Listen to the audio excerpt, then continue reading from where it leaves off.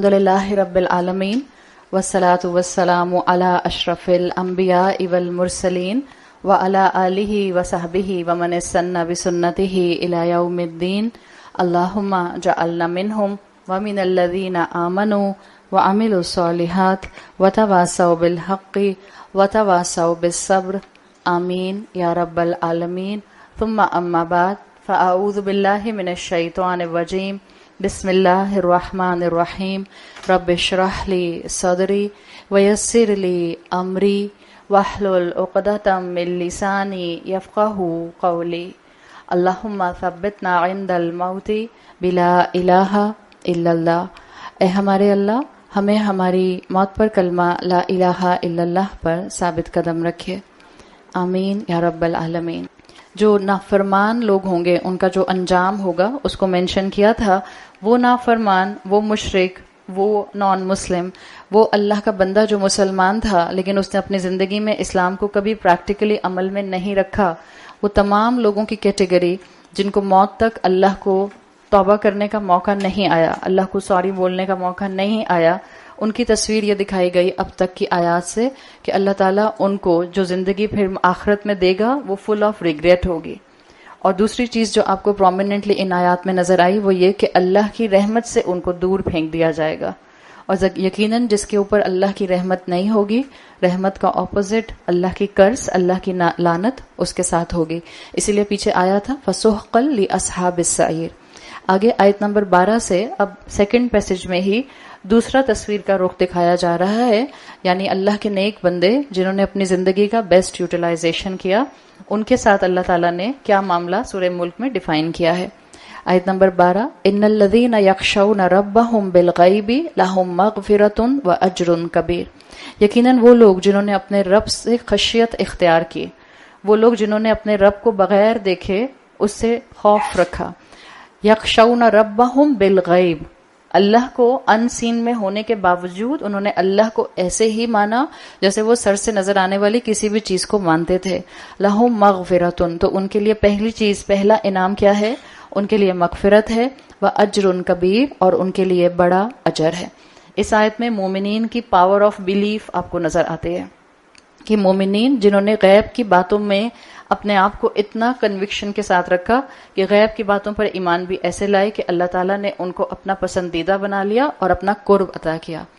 جو پیچھے جہنم والوں کا ذکر تھا وہ ان کی موت کی بات کی تصویر تھی، اور یہاں پر جو مومنین کا ذکر ہے ان کی اس کریکٹرسٹک اور کوالٹی کے ساتھ ان کو ڈسکرائب کیا جا رہا ہے کہ وہ دنیا میں رہے کیسے، ان کا دنیا میں لائف سٹائل کیا تھا، ان کی دنیا میں ڈومینیٹنگ خوبی کیا تھی. اور دنیا میں ان کی ڈومینیٹنگ خوبی جو آ رہی ہے وہ خشیت آ رہی ہے. یخشون ربہم بالغیب، وہ اپنے رب سے خشیت رکھتے تھے. اور یہی وہ خوبی ہے جس کو آپ سورہ رحمان میں بھی پڑھتے ہیں کہ جس نے اللہ کا خوف اختیار کیا وَلِمَنْ خَافَ مَقَامَ رَبِّهِ جَنَّتَانِ، جس نے اپنے آپ کو اکاؤنٹیبلٹی کے خوف کے ساتھ زندگی میں رکھا، اللہ تعالیٰ اس کو 2 باغ عطا کریں گے.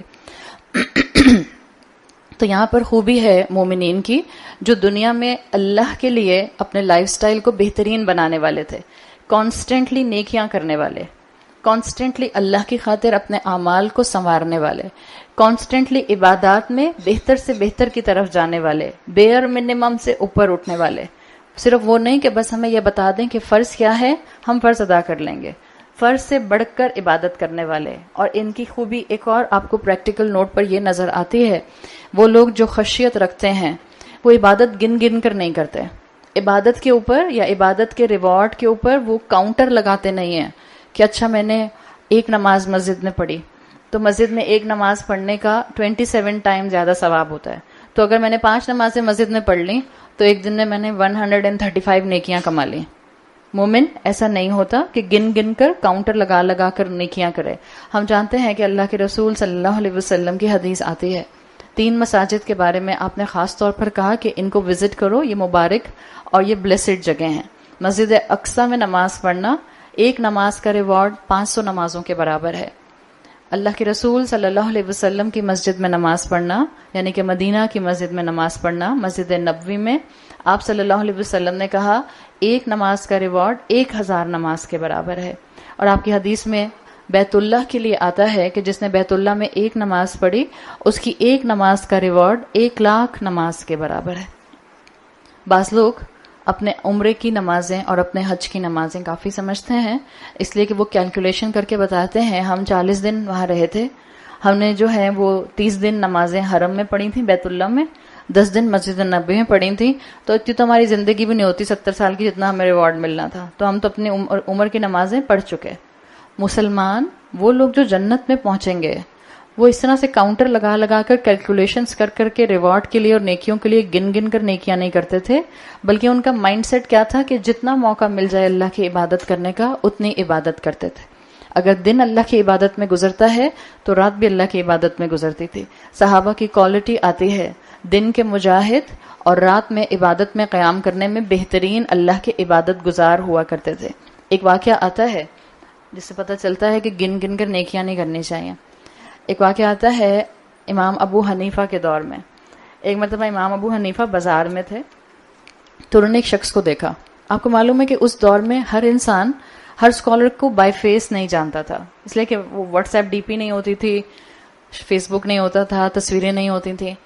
تو امام ابو حنیفہ کوفہ کے ایک بازار میں تھے. امام ابو حنیفہ نے ایک شخص کو دیکھا، جس شخص کو یہ دیکھ رہے تھے وہ شخص ان کو نہیں جانتا تھا کہ یہ امام ابو حنیفہ ہیں. تو انہوں نے اس شخص کو دیکھا کہ اس نے ایک جگہ سے 10 دینار چوری کیے، اور جب 10 دینار چوری کیے تو دوسری جگہ جا کر اس 10 دینار سے ایک چیز 10 دینار کی خرید لی. جو چیز خریدی 10 دینار کی وہ پوری کی پوری اس نے ایز اٹ از صدقہ کر دی. امام ابو حنیفہ سب کچھ آبزرو کر رہے تھے. امام ابو حنیفہ اس کے پاس گئے اور اسے کہا کہ میں نے دیکھا ہے کہ آپ نے 3 کام کیے ہیں. آپ نے چوری کی، اس کے بعد آپ نے اس چوری کے پیسے سے فلاں چیز خریدی، پھر آپ نے جتنی بھی چوری سے چیز خریدی تھی آپ نے پوری کی پوری صدقہ کر دی. یہ کیا تھا؟ تو اس شخص نے کہا آپ کو نہیں معلوم اللہ کے رسول صلی اللہ علیہ وسلم نے کیا سکھایا ہے؟ کہنے لگا اتاجر مع اللہ، میں نے اللہ کے ساتھ ٹریڈنگ کی ہے، میں نے اللہ کے ساتھ تجارت کی ہے. کہتا ہے آپ کو نہیں معلوم اللہ کے رسول کی حدیث کا مفہوم آتا ہے کہ اگر تم گناہ کرو تو ایک ہی گناہ لکھا جاتا ہے، اور اگر تم نیکی کرو الحسنۃ بعشر امثالھا، تو نیکیاں کتنی لکھی جاتی ہیں؟ 10. تو چوری تو میں نے ایک ہی کی تھی، چاہے 10 دینار چرائے تھے، عمل تو ایک تھا نا، تو وہ تو ایک کاؤنٹ ہوا. پھر جب میں نے اس کو صدقہ کر دیا تو اب کتنی مجھے نیکیاں مل گئی؟ 10 نیکیاں مل گئی. کیا بتا رہے ہیں آپ کو؟ علم کی کمی، کم علم نہایت نقصان دہ ہوتا ہے. کم علم نہایت نقصان دہ ہوتا ہے. اس لیے جب زندگی میں علم کا دروازہ کھل جائے تو وہ کسی نہ کسی اینگل سے کھلا رہنا چاہیے. ہاں کبھی اس علم کے دروازے سے آپ روز گزرتے ہیں، جیسے رمضان میں الحمدللہ آپ نے 8 دن کمٹمنٹ کیا کہ آپ کنزیکٹیو 8 دن آئیں گے. کبھی آپ روز نہیں گزر رہے ہوتے، ہفتے میں 1 دن، کبھی مہینے میں 1 دن، لیکن کچھ نہ کچھ اس علم کے دروازے سے گزرنے کا آپ کا اور میرا جو ہے وہ عمل جاری رہنا چاہیے. تو یہ کم علم تھا جس کی وجہ سے اس شخص نے اتنا بڑا غلطی کا اپنا جو تھا وہ عمل کیا. بہت سے اسکالرز یہ بات کہتے ہیں کہ مسلمانوں کے اندر جو ریٹ آف ایکسٹریمزم بڑھتا جا رہا ہے وہ بھی کم علم کی وجہ سے ہو رہا ہے. آپ دیکھیں جب علم نیا نیا آتا ہے، جب ہم اپنی گھروں کے اندر اپنے خاندانوں کے اندر نارمل لائف سٹائل گزار رہے تھے جیسے سارے مسلمان ہوتے ہیں، جیسے نارمل پاکستان کی فیملیز ہوتی تھیں، 5 وقت کی نماز پڑھنی، رمضان کے روزے رکھنے، اپنے بچے کو قرآن کی تلاوت کرا دینی، صدقہ کرنا، عمرہ، حج، یہ نارمل پاکستانی ماحول آپ کو ملتا تھا. پھر جب علم آنا شروع ہوا تو جیسے جیسے لوگ کورسز کرنا شروع ہوئے، چاہے کہنے کو انہوں نے پورے قرآن کا کورس کر لیا لیکن 1 سال 1.5 سال کا کورس کیا، کیا کورسز کرنے والوں کے اندر سختی آئی؟ ہم کہتے ہیں نہیں، وہ جو باقی لوگ تھے ان میں سختی آ گئی. نہیں، باقی لوگوں میں سختی نہیں آئی، باقی تو بیچارے ویسے کے ویسے ہی رہے. جن کے پاس علم آیا تھا وہ سخت مزاج ہو گئے، اس لیے کہ ان کو اپنا آپ درست عقیدے والا اور باقی سارا گھر کافر نظر آنا شروع ہو گیا. ہر انسان کو کافر ڈکلیئر کرتے رہے اپنی زبانوں سے بہت سے لوگ، جس کی وجہ سے گھر پھٹے، خاندان ٹوٹے، عورتوں نے طلاقیں تک لے لیں کہ میرا شوہر جو ہے وہ تو اس سیکٹ سے تعلق رکھتا ہے، میں اس کے ساتھ زندگی کیسے گزار سکتی ہوں. یہ سختی تھی علم کی کمی کی وجہ سے. ہونا کیا چاہیے تھا؟ ایک کورس آیا تھا نا، ابھی تو کھڑکی کھلی تھی، ابھی تو وہ ایک اللہ تعالیٰ نے ذریعہ بنایا تھا علم حاصل کرنے کا، ابھی تو بہت کچھ سیکھنا تھا. لیکن جب نیا نیا علم آتا ہے اور کم علم آتا ہے، انسان کا مزاج ایک بالکل جس کو آپ کہتی ہیں نا آؤٹ آف کنٹرول سمندر، اس کی طرح ہو جاتا ہے. جو اس کے راستے میں آتا ہے وہ آؤٹ آف کنٹرول سمندر سونامی کی طرح اس کو تباہ کر دیتا ہے. اگر ہم علم کے راستے پر چلنے والے ہیں تو ہمارا علم ہم کو ایسا جذباتی نہ بنائے کہ ہماری عقل جو ہے وہ اس سے بالکل دور ہو اور ہمارا ایمان بھی اس سے بالکل دور ہو، اور ہم صرف اور صرف جذباتی پرسنالٹی ڈرامہ کوئنز بن کے رہ جائیں. اپنے اندر صبر اور برداشت جتنی لے کر آئیں گے اتنا علم کا اصل امپیکٹ ہمیں اپنی زندگی میں محسوس ہوگا. تو احادیث کا بھی کانسیپچولائزیشن بہت ضروری ہے. آج جب سے دین پھیل رہا ہے، آج جیسے احادیث کو واٹس ایپ میسیجز اور فیس بک میسیجز کے ذریعے خوب پروموٹ کیا جا رہا ہے، احادیث کا کانسیپچولائزیشن بہت ضروری ہے. جیسے قرآن کا فہم ضروری ہے، ایسے حدیث کا فہم بھی ضروری ہے. تو امام ابو حنیفہ نے اس شخص سے کہا کہ دیکھو تمہاری چیریٹی قبول نہیں ہوئی، اس لیے کہ تم نے جو چیریٹی دی ہے وہ تم نے چوری کے پیسے سے کی ہے. ان اللہ طیب لا یقبل الا الطیب. اللہ پاک ہے اور اللہ صرف پاک قبول کرتا ہے. اس لیے انہوں نے کہا کہ جو تمہارا یہ عمل تھا پورا، جس میں تم نے 3 سٹیپ کیے، ایک چوری کی، دوسرا اس پیسے سے کچھ خریدا، تیسرا اس سے صدقہ کیا، فلم یبق معک الا السیئہ. اس پورے عمل میں تمہارے پاس صرف ایک گناہ بچ گیا، یعنی وہ 10 نیکیاں تمہیں نہیں ملی بیکاز تمہارا فاؤنڈیشن ڈسٹرب تھا، تمہاری بنیاد خراب تھی. اور اس چیز کو اگر ہم آج اپنے اوپر اپلائی کریں تو گن گن کر نیکیاں نہیں کی جاتی. اس چیز کو اگر ہم اپنے اوپر آج اپلائی کریں تو بعض اوقات ہم معاشرے میں رہتے ہوئے اپنے آپ کو ربا کے کاروبار اور ربا کی نوکریوں میں انوالو رکھتے ہیں، اور اس نیت سے کہ ہم اس پیسے سے خوب صدقہ کریں گے تو اللہ ہمارے مال کو پاک کر دے گا. ہم بعض اوقات ربا والے کاروبار اور سود والی نوکریاں نہیں چھوڑتے ہیں. لیکن اگر ہم امام ابو حنیفہ کے اس کوٹ کو سمجھ جائیں تو ہمیں اندازہ ہو جائے گا کہ اگر بیس میں کوئی بھی چیز غلط شامل ہو گئی، ایک پانی کا گلاس ہے، اس میں اگر ایک قطرہ زہر بھی مل گیا، اب وہ آپ کے لیے خطرناک ہے. اب چاہے آپ اس کو کتنے ہی خوبصورت گلاس میں کیوں نہ ڈال دیں، اگر اس کے اندر ایک قطرہ پوائزن ملا ہوا ہے، وہ پانی آپ کے لیے خطرناک ہے. اسی طرح سے جس کمائی کے اندر کوئی بھی ناجائز مال آ جائے گا، رشوت کا ہو یا سود کا ہو یا کسی کا مال زبردستی کا کھینچا ہوا ہو، وہ ایک پوائزن ہے جو آپ کے مال کے اندر داخل ہو گیا. اب اس کا مختلف امپیکٹ مختلف طریقے سے انسان کی زندگی میں آئے گا. تو جو مومن ہوتا ہے وہ نیکیاں گن گن کر نہیں کرتا، سوچ سمجھ کر کرتا ہے، علم کی بیسس پر کرتا ہے، اور جتنا موقع ملتا ہے وہ اپنی نیکیوں میں احسان اڈاپٹ کرنے کی کوشش کرتا ہے. اس لیے کہ ہمیں معلوم ہے کہ ہم اپنی نیکیوں کی بیسس پر جنت میں نہیں جائیں گے. جب انسان یہ سوچتا ہے نا کہ میری نیکیوں کی وجہ سے مجھے جنت ملے گی، تب ہم یہ سمجھتے ہیں اچھا یہ بھی نیکی کر لی، آج تو یہ بھی کر لی، یہ بھی کر لی، پھر ہم اپنے آپ کو جو ہے نا ایک بڑا کوئی بہت کارنامہ کرنے والا سمجھنے لگتے ہیں. صحیح مسلم کی حدیث آتی ہے جس میں آپ کو ملتا ہے کہ آپ صلی اللہ علیہ وسلم سے ایک مرتبہ کسی نے پوچھا کہ بلکہ آپ نے صحابہ کو بتایا کہ کوئی جنت میں داخل نہیں ہوگا سوائے اللہ کی رحمت کے، یعنی کوئی اپنے عمل کی بیسس پر جنت میں داخل نہیں ہوگا. لا يدخل الجنہ احد بعملہ. صحابہ نے پوچھا وَلَوْ أَنْتَ یا رسول اللہ، آپ بھی، کیا آپ بھی اپنے عمل کی بیسس پر جنت میں داخل نہیں ہوں گے؟ آپ نے کہا وَلَا أَنَا، ہاں میں بھی نہیں. إِلَّا أَن يَتَغَمَّدَنِيَ اللَّهُ بِرَحْمَتِكَ، یہاں تک کہ اللہ مجھے اپنی رحمت میں انویلپ کر لے. یعنی وہ جو اللہ کے حبیب ہیں، وہ جن سے اللہ تمام مخلوقات میں سب سے بڑھ کر محبت کرتا ہے، وہ جن کو گارنٹیڈ ہے کہ ان کو جنت ملے گی، وہ جن کے لیے گارنٹیڈ تھا کہ ان کو جنت کا سب سے بلند مقام ملے گا، وہ کہہ رہے ہیں کہ میں اپنے عمل کی بیسس پر جنت میں نہیں جاؤں گا یہاں تک کہ اللہ کی رحمت مجھے انویلپ کر لے. تمام انبیاء کا یہی مائنڈ سیٹ تھا، اور تمام انبیاء اس فیکٹ کو جانتے تھے کہ اپنی نیکیوں کی وجہ سے وہ جنت میں نہیں پہنچیں گے. دیر از اے ڈفرنس ان نیکی کی وجہ سے جنت میں پہنچنے کا کانسیپٹ رکھنا، یا ایک وہ کانسیپٹ رکھنا جو یہ آیت سکھا رہی ہے سورہ ملک کی. یہ آیت مجھے اور آپ کو یہ سکھا رہی ہے کہ ہم اپنی نیکیوں کی وجہ سے جنت میں نہیں جائیں گے. ہمارا مائنڈ سیٹ اور ہماری نیکیاں ہمیں اللہ کی رحمت کا ایلیجبل کر دیتے ہیں. جو اللہ کی خشیت رکھتا ہے وہ اللہ کی رحمت کے سائے میں آنے والے عمل کرنا شروع کر دیتا ہے، اور جو اللہ کی رحمت میں انویلپ ہونا شروع ہو جاتا ہے اس کو انشاءاللہ اللہ کی رضوان اور اس کو جنت ملے گی. تو یہاں پر 2 ریوارڈز بتائے گئے ہیں نیک لوگوں کے جو جنت کے لیے ایلیجبل ہوں گے. اللہ نے ان کو پہلا ریوارڈ دیا ہے مغفرت کا، اور دوسرا ریوارڈ ہے اجر کبیر. اجر کبیر کئی طرح سے اس کو اسکالرز نے ڈیفائن کیا ہے، لیکن ظاہر ہے وقت کی کمی کی وجہ سے ہم بہت اینگل نہیں دیکھ سکتے، تو میں آپ کے سامنے اجر کبیر میں صرف الٹیمیٹ اجر کبیر کو مینشن کر رہی ہوں کہ الٹیمیٹ اجر کبیر کیا ہوگا۔ صحیح مسلم کی حدیث کا مفہوم آتا ہے کہ جنت میں ایک دن ہوگا جو اہل جنت کے لیے جمعے کے دن کی طرح کا دن ہوگا، یعنی کہ اہل جنت وہی لوگ ہیں جو دنیا میں مسلمان تھے، اہل جنت وہی لوگ ہیں جو دنیا میں پریکٹسنگ مسلمان تھے، اہل جنت وہی لوگ ہیں جن کے لیے دنیا میں عبادات بہت عام تھیں، یعنی کہ وہ اپنی عبادات میں ریگولر تھے، تو جمعے کی عبادت، جمعے کا دن، جمعے کے دن کی سنتیں ان کے لیے کوئی نئی چیز نہیں تھی۔ ایک جمعے کے دن کا اہتمام یہ بہت ہی زیادہ بلیسڈ چیز ہے۔ جمعے کے دن کو عید کیوں کہا جاتا ہے مسلمانوں کی؟ اس لیے کہ آپ صبح فجر کے بعد سے لے کر جمعے کے وقت تک، ہم میں سے زیادہ تر خواتین نماز پڑھنے نہیں جا پاتی ہیں اس لیے کہ ہماری مسجدوں میں عورتوں کی نماز کا انتظام نہیں ہوتا، لیکن ہم باقی تمام سنتیں پوری کر سکتے ہیں۔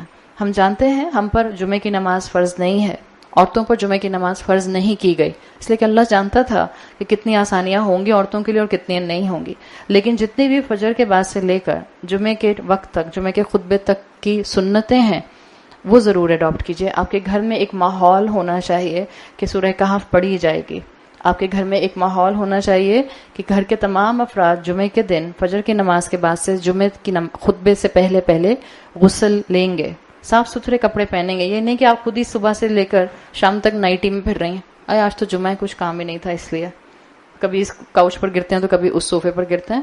ایک پراپر اہتمام نظر آنا چاہیے، اور جتنا ہم یہ کریں گے انشاءاللہ اتنا ہم اس حدیث کے انڈر ان لوگوں کے درمیان میں آنے کے لیے اپنے آپ کو بزی کر لیں گے جن کو اللہ اہل جنت بنائے گا۔ تو اہل جنت جو ہوں گے ان کے لیے ایک دن جمعے کے دن کی طرح کا دن ہوگا۔ بعض احادیث کے مفہوم میں آتا ہے یہ دن جمعے کا دن کیوں کہلائے گا، اس لیے کہ اس دن مسلمان نماز پڑھیں گے، مسلمانوں کی عبادت ہوگی۔ وہ کیسی نماز ہوگی، وہ کیسی عبادت ہوگی، واللہ عالم، اللہ بہتر جانتا ہے۔ ہم یہ جانتے ہیں کہ جنت میں Saturday Sunday Monday Tuesday Wednesday نہیں ہوگا، کیلنڈر وہاں نہیں چلیں گے، وہاں کے اپنے کیلنڈرز ہوں گے، کیسے کیلنڈرز ہوں گے وہ بھی ہم نہیں جانتے۔ تو آپ صلی اللہ علیہ وسلم نے کہا کہ ایک دن جو ہوگا وہ مسلمانوں کے لیے جمعے کے دن کی طرح کا دن ہوگا۔ اللہ ان سے پوچھے گا حل من مزید، تم میں سے کسی کو کچھ چاہیے؟ حل شاء احد من شیء، کیا تم میں سے کسی کو بھی کسی چیز کی حاجت ہے؟ تو اہل جنت کہیں گے اللہ آپ نے ہمارے چہرے روشن کیے، اللہ آپ نے ہمیں معاف کر دیا، اور اللہ آپ نے ہمیں جنت میں داخل کر دیا، تو اب ہمیں اور کیا چیز چاہیے ہوگی؟ تو اس وقت پھر حدیث میں آتا ہے کہ اللہ تعالیٰ اپنا حجاب اٹھائیں گے، اور پھر اللہ اپنے اہل جنت، اپنے تمام بندوں کو اپنے چہرے کا دیدار کرائیں گے۔ اللہ حجاب میں ہے۔ آپ صلی اللہ علیہ وسلم کی حدیث کا مفہوم آتا ہے حجابہ النور، اللہ کا حجاب کمپلیٹلی نور ہے، یعنی اللہ حجاب میں ہے۔ اور آپ صلی اللہ علیہ وسلم کا یہ کہنا کہ حجابہ النور، آپ صلی اللہ علیہ وسلم نے معراج کے موقع کے بعد یہ واقعہ بیان فرمایا تھا۔ اللہ کا حجاب اتنا لیومینس ہے کہ آپ اس حجاب کو دیکھ نہیں سکتے۔ جب آپ کی نظر اس حجاب پر نہیں ٹکتی ہے تو جو اس حجاب کے اندر ہوگا وہ کیسا ہوگا؟ ہمیں سوچنے کا اور بہت زیادہ اس کے بارے میں جو ہے وہ امیج اس کا بنانے کا نہیں کہا گیا، لیکن اہل جنت کو اللہ تعالیٰ یہ نعمت دیں گے کہ اللہ اپنا ویل ریموو کر دے گا، اور پھر حدیث میں آتا ہے جس کا مفہوم ہے کہ کسی جنتی کو بڑے سے بڑے محل اور بڑی سے بڑی نعمت کے مقابلے میں ایسی نعمت نہیں ملی ہوگی نظری الی وجہ ربی، جو کہ اب اپنے رب کے چہرے پر نظر ڈالنے سے اس کو یہ نعمت ملے گی۔ بہترین نعمت، بہترین اجر کبیر، اور اسی کو ڈے آف انکریز احادیث میں کہا جاتا ہے، یوم الزیادہ، بہترین اجر ملنے کا دن جس دن اللہ اپنا دیدار اپنے جنتی بندوں کو کرائے گا، اور یہ ہوگا جنت کا بہترین انعام۔ آپ سوچیں، معمولی سا ہم اگر اپنے آپ کو سوچیں، آپ کسی انسان کو پسند کرتے ہیں اور آپ اس انسان کو بڑے عرصے سے سن رہے ہوتے ہیں، جب آپ اس کو دیکھتے ہیں تو آپ کو کتنا مزہ آتا ہے۔ اب آپ امیجن کریں اللہ کے رسول صلی اللہ علیہ وسلم کو، ہم اللہ کے رسول صلی اللہ علیہ وسلم کے بارے میں بچپن سے سنتے ہیں، بچپن سے کتابیں پڑھتے ہیں، بچپن سے گھروں میں ہم نے نام سنا، بچپن سے ہم نے الحمدللہ اللہ کے رسول صلی اللہ علیہ وسلم کی تعریف میں سیرت کی کتابیں دیکھی اور اپنے سلیبس میں پڑھا۔ آج بھی جب ہم مسجد نبوی میں جا کر بیٹھتے ہیں تو آپ کو ایک جو فیلنگز آتی ہیں مسجد نبوی میں بیٹھ کر کہ اللہ کے رسول، حالانکہ اس وقت اللہ کے رسول وہاں موجود نہیں ہوتے ہیں کہ ہمیں فزیکلی نظر آ رہے ہوں، لیکن جو آپ کو فیلنگز آتی ہیں کہ یہ وہ جگہ ہے جہاں اللہ کے رسول چلتے تھے، یہ وہ جگہ ہے جہاں اللہ کے رسول بیٹھتے تھے، یہ وہ جگہ ہے جہاں اللہ کے رسول صلی اللہ علیہ وسلم اپنے صحابہ کو تعلیم دیتے تھے، تو آپ کے اندر ایک آٹومیٹک محبت بڑھنا شروع ہو جاتی ہے. کہاں کہ جب ہم اللہ کے رسول کو دیکھیں گے تو انشاءاللہ پھر ہماری محبت کا اینگل کیا ہوگا. یہی چیز اب آپ اپنے اوپر اللہ اور اپنے خالق کے ساتھ اٹیچ کرنے کی کوشش کریں. ساری زندگی جس اللہ کے سامنے ہم نے سجدے میں سر ٹکایا زمین پر، ساری زندگی جس رب کے لیے ہم نے نمازیں پڑھیں، جس رب کے لیے روزے رکھے، جس رب کے لیے بعض اوقات کسی کا کڑوا اور کسی کا کسیلا برداشت کیا، جس رب کی خاطر کبھی کسی کی ٹیڑھی نظریں برداشت کیں، کبھی گرمی ہونے کی وجہ سے حجاب اور نقاب کی وجہ سے کس قدر تکلیف برداشت کی، کبھی لوگوں کے طنز برداشت کیے، کبھی گھروں کے اندر اپنے آپ کو آڈ ون آؤٹ بنایا، کبھی فیملی سٹرکچر میں ایسے سٹینڈ لیے کہ جس سے ہم نے اپنے آپ کو رسومات سے علیحدہ تو کیا لیکن اندر اندر سے دل روتا رہا. جس رب کی خاطر یہ سب کیا، جب وہ رب سر کی آنکھوں سے نظر آئے گا تو سوچیں کہ وہ کیسا مقام ہوگا. اللہ سے دعا کریں اللہ ہم سب کو یہ اجر کبیر عطا فرمائے. اللہ ہم اس قابل نہیں ہیں کہ ہمارے عمل اس قابل ہوں کہ ہم جنت تک پہنچ جائیں. اللہ ہمیں اپنی رحمت سے انویلپ کر لے. اللہ ہمیں اس اجر کبیر کو عطا کر دے. سورہ بقرہ میں مومنین کی پہلی صفت آتی ہی یہی ہے، الذین یؤمنون بالغیب، وہ جو ایمان لاتے ہیں غیب کے اوپر. آج ہمارا امتحان یہی ہے. آج ہمیں اللہ نظر نہیں آتا. آج کتنا ہی بڑا ایتھیسٹ ہمارے سامنے آ کر کہے کہ اللہ کو پروف کرو، ہم کئی دلیلیں دے سکتے ہیں اپنی عقل کے حساب سے، اپنے علم کے حساب سے، اپنے ایکسپوجر اور ایکسپیرینس کے حساب سے، لیکن یہ حقیقت ہے کہ کہیں نہ کوئی ایتھیسٹ ایسا ہوگا جس کو آپ کی دلیل فائدہ نہیں دے گی. اس لیے کہ فلسفی کے اندر ہر لاجک کو ختم کرنے کے لیے دوسری لاجک موجود ہوتی ہے، ہر دلیل کو کاٹنے کے لیے دوسری دلیل موجود ہوتی ہے. یہ حقیقت ہے کہ آج بہرحال اللہ کے اوپر ہمارا ایمان، اللہ ہے، یہ قرآن اللہ کی کتاب ہے، رسول اللہ صلی اللہ علیہ وسلم برحق تھے، آپ صلی اللہ علیہ وسلم کی تمام احادیث جو صحیح اور حسن کی کیٹیگری میں ہیں وہ ہمارے لیے قابل عمل ہیں. یہ سارا معاملہ ان سین کا ہے، اور جس کا یہ ان سین کا معاملہ دنیا میں مضبوط ہوگا، بعض اوقات اس کے کئی موقع ایسے آئیں گے کہ جس میں اس کے اپنے قدم ہل جائیں گے. کبھی کبھی انسان کو خود نہیں محسوس ہونے لگتا، جب باہر سے اتنا پریشر آتا ہے، خاندان سے اتنا پریشر آتا ہے، دوستوں سے اتنا پریشر آتا ہے، ماحول اور انوائرمنٹ کا اتنا پریشر آتا ہے، انسان سوچتا ہے کہیں میں ایکسٹریمسٹ تو نہیں ہو رہی. انسان کے اندر یہ جذبہ، یہ خیال کیوں آنے لگ جاتا ہے؟ Because it's a game of unseen. Constantly آپ کے اور میرے اس وقت انٹلیکٹ کا امتحان ہو رہا ہوتا ہے. شریعت کمپلیٹلی، اسلام کی جو شریعت ہے، اگر اس کو آپ سمپلیفائڈ فارم میں دیکھیں، اللہ نے انسان کے کئی امتحان رکھے ہیں. ہم نے شروع میں ہی پڑھ لیا کہ اللہ نے انسان کو موت اور زندگی دی لیبلوکم، اور پھر لیبلوکم میں آپ اپنی زندگی کا ہر سٹیپ لا سکتے ہیں. لیکن اگر آپ اس کو میجر چنک میں ڈیوائڈ کریں، ہر انسان کی زندگی شریعت نے 3 میجر چنکس میں ڈیوائڈ کی ہے. ہر انسان کے 3 میجر امتحان ہوتے ہیں، اور وہ امتحان 3 جو ہیں وہ حدیث جبرائیل سے کنیکٹڈ ہیں. آپ کا اور میرا پہلا امتحان ہوتا ہے ہمارا فزیکل امتحان، بدنی عبادات کا امتحان، جس میں جبرائیل علیہ السلام نے پوچھا تھا اسلام کیا ہے. اسلام کا سٹیج از دا پہلا امتحان جو آپ کی اور میری فزیکیلٹی سے ریلیٹڈ ہے. میری زندگی میں فزیکل بدنی عبادات کتنی آبویس ہیں، یہ امتحان ہے میرا ایز اے مسلم. کلمہ شہادت میں زبان سے بولتی ہوں، فزیکل. نماز میں اپنے جسم کے ساتھ پڑھتی ہوں، فزیکل. روزہ میں اپنے جسم سے اٹیچ کر کے روح کا رکھتی ہوں، لیکن میرا جسم بھوکا اور پیاسا ہوتا ہے، فزیکل عبادت. آپ حج کرتے ہیں، فزیکل عبادت. آپ زکوٰۃ دیتے ہیں، اٹس اے ٹینجبل صدقہ. ایک صدقہ ہوتا ہے اپنی ماں کو مسکرا کر دیکھنا، ایک صدقہ ہوتا ہے اپنے بھائی کو، اپنی بہن کو مسکرا کر دیکھنا. بٹ زکوٰۃ از اے ٹینجبل صدقہ.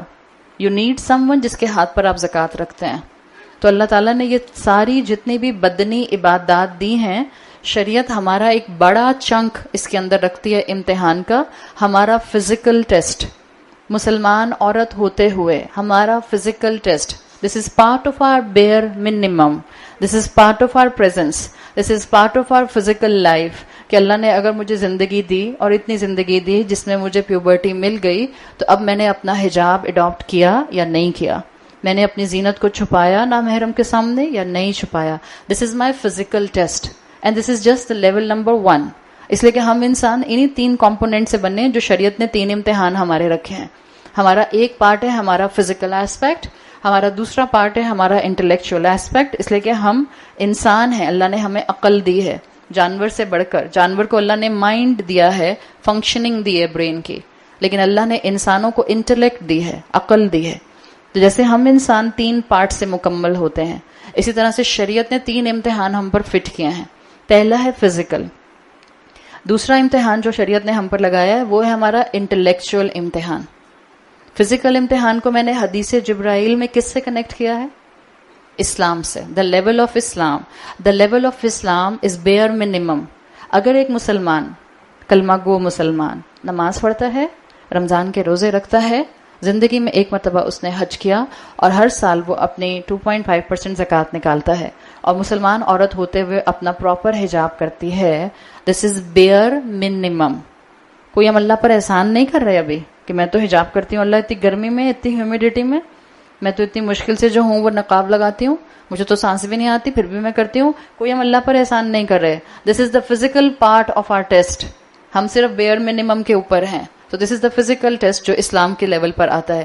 دوسرا شریعت نے ہمارا جو ٹیسٹ رکھا ہے وہ ہمارا انٹلیکچوئل ٹیسٹ ہے. اینڈ انٹلیکچوئل ٹیسٹ حدیث جبرائیل کے مطابق از دا پارٹ آف ایمان. ایمان کیا ہے؟ اور ایمان سارے کا سارا گیم ہی انسین کی ہے. اسٹارٹنگ ود ایمان باللہ. اللہ ہمیں نظر نہیں آتا، اللہ کو ہم دیکھ نہیں سکتے. اللہ کی کرسی کا ہم پڑھتے ضرور ہیں مگر اللہ کی کرسی ہم نے دیکھی نہیں.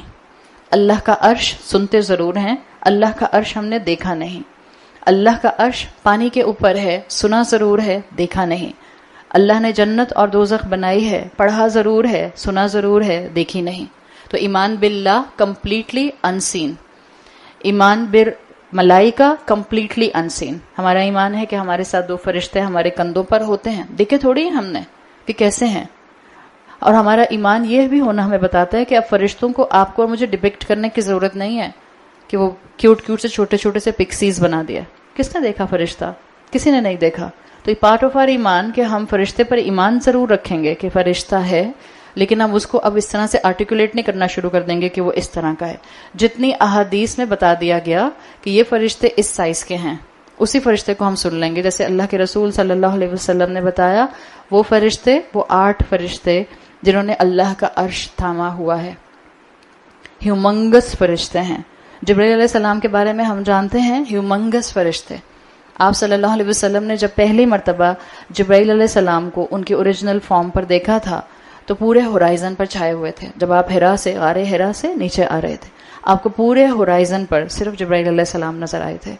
اسی طرح سے جو اللہ کے عرش کو تھامے ہوئے فرشتے ہیں، آپ صلی اللہ علیہ وسلم نے صرف ایک گلمس بتایا ہے. یہ بتایا، حدیث کا مفہوم آتا ہے کہ دے آر ہیومنگس، سائز میں بہت میگنیفائڈ ہیں. اور آپ نے اس میگنیفیکیشن کو ڈیفائن کرنے کے لیے کہا کہ اس فرشتے کے ایئر لوب، یہ جو آپ کان کا حصہ ہوتا ہے، اور شولڈر کا فاصلہ 300 سال کا ہے. کیا سائز ہے اس فرشتے کا تو اللہ بہتر جانتا ہے، لیکن اللہ کے رسول صلی اللہ علیہ وسلم نے جتنا بتا دیا ہم صرف اتنا ہی اس چیز کو سمجھ سکتے ہیں. تو یہ فرشتے ہیں کمپلیٹلی انسین پر ایمان، ایمان بالغیب. اسی طرح سے آپ کا اور میرا جنت اور دوزخ پر ایمان کمپلیٹلی انسین ہے. بہت فلسفی میں آگے جانے والوں نے بحثیں کی کہ یہ صرف ورچوئل جگہ ہیں، یہ کوئی فزیکل جگہ نہیں ہیں، دنیا میں آج موجود نہیں ہیں. مسلمان کا ایمان ہے یہ فزیکل سٹیٹس ہیں، یہ فزیکل جگہ ہیں، اور یہ جنت اور دوزخ موجود ہے. کہاں ہے ہمیں نہیں معلوم، واللہ عالم. ہمارے انسانوں کی دماغ کی تو لمیٹیشن یہ ہے کہ اللہ تعالیٰ نے اسی دنیا میں جو چیز بنائی ہے، جس کو آپ کہتے ہیں ذوالقرنین کی وہ دیوار جو اس سے انہوں نے یاجوج اور ماجوج کو بند رکھا ہوا ہے، انسان اپنی ہی دنیا کے اندر اس دیوار کو ابھی تک نہیں پہچان سکا کہ وہ دیوار کہاں ہے. وہ دیواریں چین نہیں ہے، وال آف چائنا نہیں ہے. آپ کے پاس کتنا بڑا سیٹلائٹ آ جائے، آپ کتنا زیادہ جو ہے وہ بہت ہی میگنیفائڈ سوفسٹیکیٹڈ جو ہیں وہ اپنی چیزیں بنا لیں اور گیجٹس بنا لیں، بٹ نو بڈی نوز کہ وہ دیوار کہاں ہے جہاں ذوالقرنین نے اس کو بنا کر یاجوج ماجوج کو ایک طرف بند کیا ہوا ہے. یہ انسانی عقل کی لمیٹیشن ہے. It's a matter of completely belief in unseen. اور جو انسان، جو مسلمان بیئر منیمم یعنی اسلام کی عبادات کو اڈاپٹ کرنے کے ساتھ ساتھ اللہ کے لیے اپنی عقل کو انسین کے تابع کر دیتا ہے، that's the important part. Intellectually آپ اور میں کامیاب کیسے ہوں گے؟ جب ہم عقل کو قرآن کے پیچھے رکھیں گے. عقل کو قرآن کے آگے لے کر جائیں گے تو بہت دھوکہ کھائیں گے. مومن وہ ہوتا ہے یخشون ربہم کی کیٹیگری والا جو انٹلیکچوئل امتحان میں کامیاب ہوتا ہے، عقل کو پیچھے رکھتا ہے اور اپنے ریشنل کو ہمیشہ پیچھے رکھتا ہے. دس از دا سیکنڈ کمپوننٹ. ہر معاملے میں اطیعوا اللہ و اطیعوا الرسول. قرآن میں جتنی مرتبہ اطیعوا اللہ آیا ہے every time it is coupled with اطیعوا الرسول. انفیکٹ ایک مرتبہ اطیعوا الرسول اکیلا آیا ہے، وہاں اطیعوا اللہ آیا بھی نہیں ہے. تو جب ہم صرف اور صرف اس چیز کو ذہن میں رکھیں گے کہ اللہ کی بات مان لو، قرآن از انف فار می، کافی ہے میں قرآن پر عمل کر لوں، اللہ کے رسول صلی اللہ علیہ وسلم کی احادیث میں ڈاؤٹ ہے، یہ تو اتنے 100 سال کے بعد لکھی گئیں، ان کے اندر تو آج بھی جو ہے وہ صحیح اور حسن کی کیٹیگری بنتی رہتی ہے، تو بہتر ہے کہ stick yourself to the Quran. It's a فتنہ، کمپلیٹلی اٹس اے فتنہ. آپ قرآن کی اطاعت کر نہیں سکتے، آپ اللہ کی اطاعت کر نہیں سکتے جب تک کہ آپ اطیع الرسول نہیں کریں گے، جب تک آپ رسول اللہ صلی اللہ علیہ وسلم کی پوزیشن کو نہیں سمجھیں گے. تو اللہ کے رسول کی پوزیشن کو سمجھنا، اپنی عقل کو احادیث کے تابع لے کر آنا، یہ حدیث کے تابع لے کر آنا ہی ہے. بات سمجھ آئے یا نہ سمجھ آئے، سبمٹ کریں. سبمٹ کرنے میں ضروری نہیں ہوتا مجھے پہلے لاجک دیں، سمجھ آئے گی تو مانوں گی، نہیں. سبمٹ کرنے میں آپ نے سمعنا و اطعنا کرنا ہے، اور کیسے کرنا ہے؟ طوعا و کرہن، دل کرے یا نہ کرے، سمجھ آئے یا نہ آئے، آپ نے اور میں نے اللہ کی بات کو ماننا ہے. تو یہ سیکنڈ امتحان ہے ہمارا جو اللہ تعالیٰ شریعت میں ہم لیتے ہیں. یہ کمپلیٹلی بیسڈ ہے ایمانیات پر. آپ کی اور میرے لیے تو رسول بھی ایمان بالغیب میں آتے ہیں. صحابہ نے اپنے سر کی آنکھوں سے رسول اللہ کو دیکھا تھا، اس سے پچھلے رسول تو صحابہ نے نہیں دیکھے تھے. آپ نے اور میں نے نہ پچھلے رسول دیکھے نہ اللہ کے رسول دیکھے. تو آپ کی اور میرے لیے تو رسول اللہ صلی اللہ علیہ وسلم پر بھی ایمان لانا سارٹ آف ایمان بالغیب ہے. تو جتنا انٹلیکچولی انسان اس میں کامیاب ہوتا ہے اس کا ایمان کا لیول بڑھتا رہتا ہے. تیسرا شریعت ہمارا ٹیسٹ لیتی ہے اسی اینگل سے جو کہ ہمارا تھرڈ کمپوننٹ ہے انسان کی ایگزسٹنس کا، اور وہ تھرڈ کمپوننٹ ہے ہمارا اسپرچول پارٹ، اسپرچول ایگزسٹنس. حدیث جبرائیل کے مطابق ہمارا یہ تھرڈ ٹیسٹ جو ہے یہ احسان کے لیول سے اڈاپٹڈ ہے. ہم اللہ کو نہیں دیکھ سکتے، ہم اللہ پر ایمان رکھتے ہیں، اسی لیے ہم جو عبادت کرتے ہیں وہ اس ایمان کے ساتھ کرتے ہیں کہ اگر ہمیں اللہ نظر نہیں آتا تو کیا ہوا، اللہ ہمیں دیکھتا ہے. دس از ابو ریشنل. احسان اڈاپٹ کرنا ابو ریشنل. بعض دفعہ آپ کو دلیل ملتی ہے چہرہ کور کرنے کی، بعض دفعہ آپ کو ایک دوسری طرف دلیل نہیں ملتی. یہ میں آپ کو بتا دوں، دس از ابو ریشنل. یہ تقوی کا لیول ہے. یہ آپ کا اور آپ کے رب کا معاملہ ہے، یا آپ کا اور آپ کے رب سے تعلق کا معاملہ ہے، یا آپ کی اور آپ کے رب کی محبت ہے. کتنا آپ کا دل چاہتا ہے احسان اڈاپٹ کرنے کا. جب دنیا میں بیسٹ مانگتے ہیں تو دین میں عمل کرتے ہوئے بیسٹ کی طرف کیوں نہیں دوڑتے؟ احسان کا لیول، انسان اپنے آپ کو اس بابرکت ہستی سے اٹیچ کر لیتا ہے جس کے لیے وہ کانسٹنٹلی الرٹ رہتا ہے. آپ نے 2 ٹرم سنی ہیں. These terms are related with Sufism, لیکن اگر آپ ان کی بیس چیک کریں تو عربک لینگویج کے اندر they are very strongly embedded in شریعہ. اگر آپ ان کے اوریجنل میننگز پر جائیں، ایک ہے مشاہدہ اور ایک ہے مراقبہ. جس مشاہدہ اس کہ مجھے اپنے آس پاس ہر چیز میں، اللہ مجھے نظر نہیں آتا لیکن مجھے اپنے آس پاس ہر چیز میں اللہ کی ڈومینین اور اللہ کی اتھارٹی اور اللہ کی محبت محسوس ہو. ہر مخلوق میں اللہ کی مجھے ایفیکٹس اور اللہ کی قدرت نظر آئے. دس از کالڈ مشاہدہ. مومن، احسان کرنے والا مومن آبزروینٹ ہوتا ہے. اس کے لیے ہر دوسرا انسان، اس کے لیے ہر آس پاس کا کوئی بھی انسیڈنٹ، اس کے لیے کوئی نہ کوئی موقع، اس کے لیے ہر دن اللہ کا مشاہدہ کرنے کے لیے ایک ایکسپیرینس ہوتا ہے. اللہ ہمیں نظر نہیں آتا لیکن اللہ کی آیات ہمارے ارد گرد بکھری ہیں، چاہے وہ آفاق میں ہوں، چاہے وہ ہمارے انفس میں ہوں، چاہے وہ ہمارے آس پاس کی کسی انسان کی شکل میں ہوں یا وہ قرآن کی ہوں. مشاہدہ اسٹرانگ ہوتا ہے محسن کا. دس تھرڈ لیول جس میں شریعت ہمارا احسان کا ٹیسٹ لیتی ہے، اسپرچول ٹیسٹ لیتی ہے، اس میں انسان اپنے آپ کو اللہ سے ایسا اٹیچ کر لیتا ہے کہ اس کو ہر شے میں اللہ کی قدرت نظر آتی ہے. And the second term is مراقبہ. مراقبہ کس کو کہتے ہیں؟ درخت سے الٹے لٹک جائیں. ہاں، مراقبہ کہتے کہ اس کو بائی ڈیفینیشن معلوم. مراقبہ کے ساتھ اللہ کا ایک نام یاد رکھیے گا ہمیشہ، الرقیب.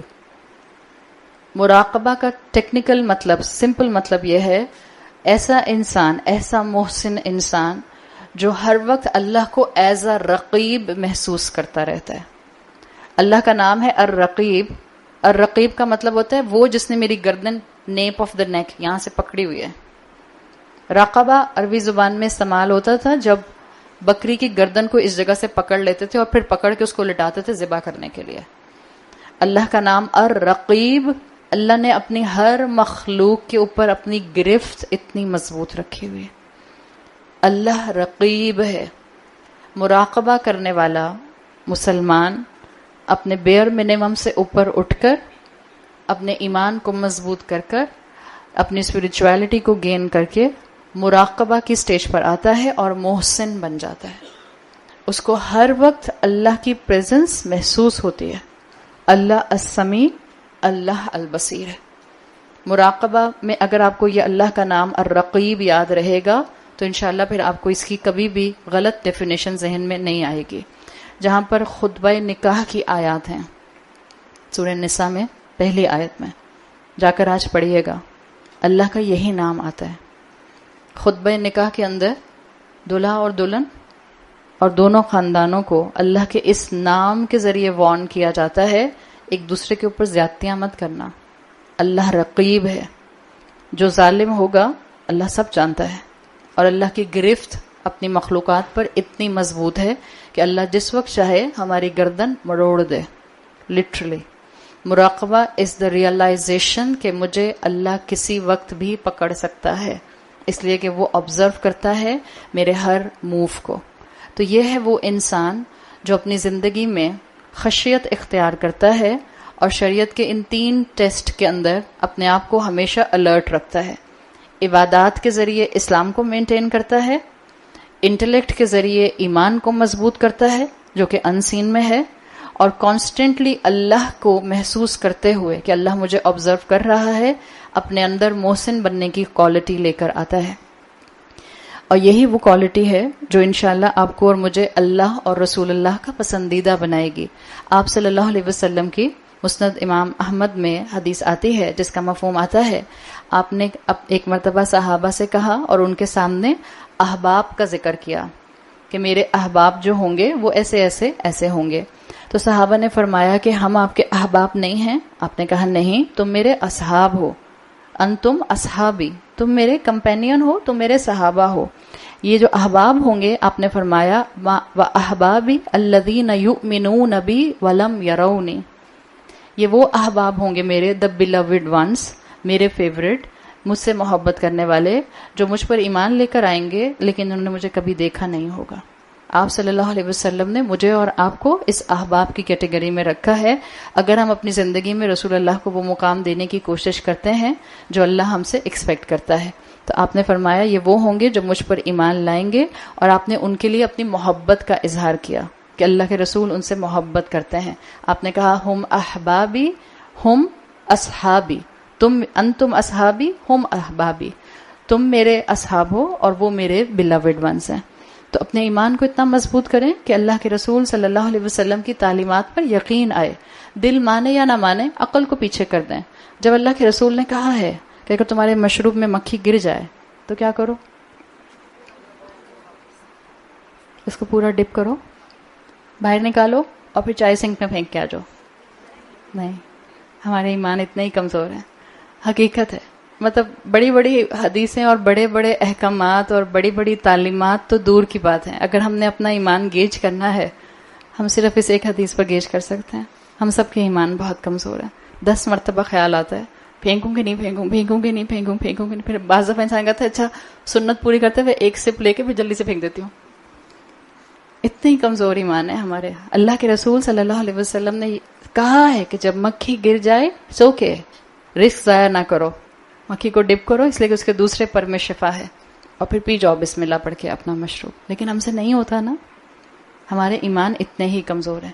ایمان مضبوط کرنے کا طریقہ یہی ہے کہ ہم اللہ کے رسول صلی اللہ علیہ وسلم کے بارے میں پڑھیں، ان کی قربانیوں کے بارے میں پڑھیں، ان کے اپنے بارے میں کنسرن جو ہمارے لیے جو ان کے کنسرن تھے اس کے لیے پڑھیں. وہ جو ہمارے لیے راتوں میں کھڑے رہتے تھے، وہ جب ہمارا دنیا میں کوئی آثار ہی نہیں تھے، اس وقت انہوں نے امتی امتی کہہ کر ہمارے لیے راتوں میں دعائیں کی ہیں۔ وہ جس وقت کسی کو کسی کی پرواہ نہیں ہوگی اور ایک نفسی نفسی کا عالم ہوگا، اس وقت بھی اللہ کے رسول امتی امتی کہہ کر اللہ کے سامنے گڑ گڑا رہے ہوں گے کہ میری امت کو بچا لے۔ بعض لوگ کہتے ہیں حدیث نے دین کو سخت کر دیا ہے، اگر قرآن ہوتا تو یہ تو بہت آسان ہوتا۔ کیسے نکلتا ہے ہماری زبان سے یہ کہ دین میں حدیث نے سختی کر دی ہے؟ اگر حدیث نہ ہوتی اٹس اے گارنٹیڈ کہ دین بہت سخت ہوتا۔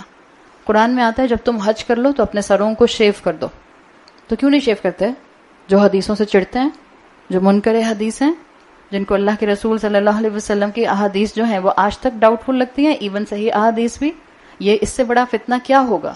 100 سے زیادہ صحیح احادیث ہیں جو نزول عیسیٰ علیہ السلام کے آنے کی بات کرتے ہیں، اور یہ کہہ دیا جائے کہ کوئی عیسیٰ علیہ السلام نہیں آئیں گے، اس سے بڑا فتنہ کیا ہوگا؟ اگر قرآن یہ کہتا، اگر صرف قرآن کو ماننا ہے تو جائیں نا، مانے نا قرآن۔ جب آپ حج کرتے ہیں اور آپ اپنا احرام کھولنے سے پہلے اپنا حلق کرائیں نا، پھر مردوں کی طرح کریں نا شیو سر، گنجے ہو کے آئیں نا ساری عورتیں۔ وہاں نہیں مانتے، وہاں تو حدیث کے مطابق اپنے اتنے بال 3 انگلیوں کے برابر پکڑ کے کاٹ لیتے ہیں۔ تو پھر یہ دین کی باتیں صرف نفس کی خواہش ہے اور کچھ نہیں ہے۔ رسول کی بات باقی جگہوں پر اس لیے نہیں مانی جاتی ہے کہ نفس پر زد پڑتی ہے، کمفرٹ زون چھوڑنا پڑتا ہے، اپنا لائف سٹائل بدلنا پڑتا ہے، اپنی خواہشات کو تھامنا پڑتا ہے۔ اللہ کے رسول صلی اللہ علیہ وسلم پر ایمان اسی شخص کا بڑھے گا جس کے اندر اللہ کی خشیت بڑھے گی۔ اللہ کی خشیت انسان کے نفس کو تھامنے والی چیز ہے۔ اللہ کی خشیت انسان کو نافرمانی سے بچا لیتی ہے، ہم گناہ کی طرف نہیں جاتے۔ اللہ کی خشیت جو ہے وہ اللہ کا خوف پیدا کرتی ہے۔ کیسا خوف؟ ایسا خوف نہیں کہ ڈر ڈر کے ہم سے چلا نہیں جا رہا، ڈر ڈر کے ہم سے زندگی میں عمل نہیں کیا جا رہا ہے، ایسا خوف کہ کہیں میرا اللہ مجھ سے ناراض نہ ہو جائے۔ جس سے آپ محبت کرتی ہیں آپ اس کی ناراضگی سے ڈرتی ہیں۔ اللہ کا جب خوف رکھا جاتا ہے یہ رحمان کی محبت ہے۔ آپ دیکھیں سورہ ملک کے اندر گرافک وارننگز ہیں جہنم کی، اور اللہ کا نام آپ کو رحمان ملتا ہے 2 مرتبہ کم سے کم۔ کیوں؟ اس لیے کہ رحمان کا مطلب یہ نہیں ہے کہ وہ جو آپ کے ساتھ خدا نخواستہ کانسٹنٹلی صرف اور صرف غصے سے معاملہ کرنے والا ہے، وہ اس کی محبت ہے کہ وہ ہمیں نافرمانیوں سے بچا کر جنت کی طرف لے جانا چاہتا ہے۔ تو مومن کون ہوتا ہے؟ جو اس کے اختیار کی وجہ سے اس کا خوف کرتا ہے۔ مومن وہ ہے جو یہ حقیقت پہچان گیا ہے آج ٹیکنالوجی کے دور میں بھی پہنچ کر، 2019 میں پہنچ کر بھی ہر وہ انسان اپنے ایمان کے ساتھ مضبوط ہے جو اس چیز کو ایکسپٹ کر لے کہ فزیکل دنیا کے اندر بھی اتنی سائنس کی ترقی کے باوجود، جہاں تک سائنٹسٹ پہنچ چکے ہیں، جہاں تک آسمان کی بلندیوں تک اس وقت جو ہے وہ فزکس اپنی کیلکولیشنز میں چلی گئی ہے، آج بھی آسمان کے کنارے کسی کو نہیں معلوم ہے۔ دس از ہیومن لمیٹیشن۔ جب ہم فزیکل دنیا میں لمیٹڈ ہیں اپنی عقل کے حساب سے، تو اسپرچل دنیا میں عقل نہیں آتی ہے۔ اسپرچل دنیا از بیونڈ ریشنل۔ اسپرچل دنیا کا ایک ہی اصول ہے، سمعنا و اطعنا، سنا ہم نے اور اطاعت کی ہم نے۔ مت دیں لاجک، مت لائیں اپنی دلیلیں، مت کہیں مجھے سمجھ نہیں آتی کہ یہ چیز ایسی کیوں ہے۔ اپنے اندر جتنا سبمیشن کا پہلو لے کر آئیں گے انشاءاللہ اتنی یہ خشیت بڑھے گی۔ تو آیا ان الذین یخشون ربہم بالغیب، ان لوگوں کی کوالٹی کیا ہے کہ یہ اپنے رب سے بغیر دیکھے ڈرتے ہیں۔ اس میں ایک مفہوم اسکالرز یہ بھی کرتے ہیں کہ یہ تنہائی میں گناہ نہیں کرتے، اکیلے میں گناہ نہیں کرتے۔ اور اکیلے میں گناہ کرنے کا ایک فیکٹر، اماں سے چھپ کر کمرے بند کر کے کنڈیاں لگا کے لاک کر کے، میں تو دل چاہتا ہے بچوں کے کمرے، میں تو اپنے بچوں کے کمروں میں سے سب کنڈیاں نکال چکی ہوں اسکریو سے، پتہ نہیں کیا شوق آتا ہے بھائی، چلو مجبوری ہے، اے سی چل رہے تو سب کے کمروں کے دروازے بند۔ اب تو ایک ماحول ہی بن گیا نا، اتنے اے سی ہمارے دور میں نہیں چلتے تھے مگر اتنے نہیں چلتے تھے، اب تو سب اپنے اپنے کمروں میں بند۔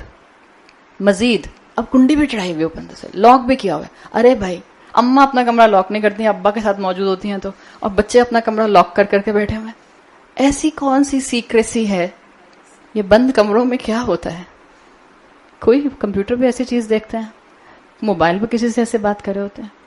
جب آپ ماں باپ کو کوئی وہ چیز دکھانا نہیں چاہتے جو نامناسب ہوتی ہے، ورنہ کنڈی نہیں لگتی ہے۔ میں تو اپنے بچوں کے کمروں میں سے کنڈی ہی نکال چکی ہوں۔ بچے کہتے ہیں اماں تو اتنی جو ہے نا، بس کہاں سے کنڈی نکال کر دوبارہ سے لگا دیں۔ مجھے نہیں پتا آپ میں سے یہاں بچیاں جو بیٹھی ہیں کیوں لگا دیں لاک اندر سے؟ زیادہ کون آئے گا؟ ابا تو کبھی بھی نہیں آتے نا, بیٹیوں کے کمروں میں تو ابا نہیں آتے نوک کیے بغیر, اما ہی آتی ہیں دھماکہ چھاپا مارنے. And she has a right to come by the way. اما کو آپ یہ نہیں کہہ سکتے اما something called my privacy, آپ کہیں shut up I can come any time, کوئی پرائیویسی نہیں ہے تمہاری. اما کے ساتھ کوئی پرائیویسی نہیں ہے اگر آپ ان میرڈ بیٹی ہیں. ہاں آپ میرڈ بیٹی ہیں تو پھر اما کا خیال رکھیں گے. اگر آپ ان میرڈ ہیں, آپ کی اما کسی بھی وقت آپ کے کمرے میں چھاپا مار سکتی ہیں. ساری اماؤں کو اجازت مل چکی ہے, ماریے چھاپا اپنے بچوں کے کمرے میں.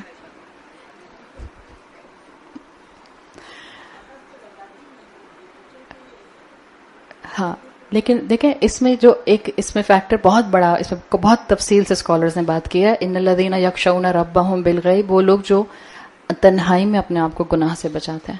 ایک یہ فیکٹر پریکٹیکل نوٹ پہ میں نے بتا دیا, بچے خود جانتے ہیں وہ کنڈی کیوں لگاتے ہیں, وہ اپنے اماں سے خود ڈسکس کریں, مجھے نہ بتائیں, اماں خود ان کا حساب کتاب لینے والی ہیں.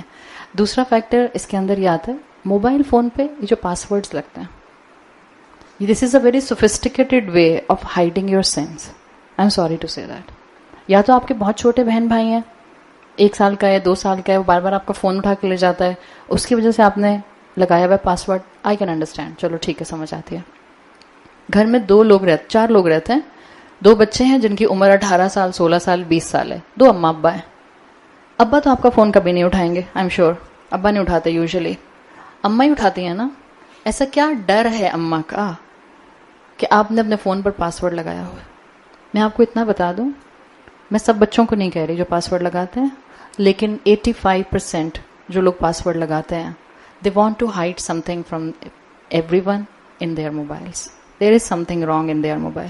میں اتنی بڑی عورت آپ کے سامنے بیٹھی ہوں, آج تک میں نے اپنے موبائل پر پاسورڈ نہیں لگایا, اور وہ آئی فون کی وجہ سے لگ گیا آٹومیٹک, کیونکہ وہ اپ گریڈ ہوتا ہے تو میرے پورے خاندان کو پتا ہے کہ میرا پاسورڈ کیا ہے, کوئی بھی میرا فون اٹھا کر اس کو کھول سکتا ہے.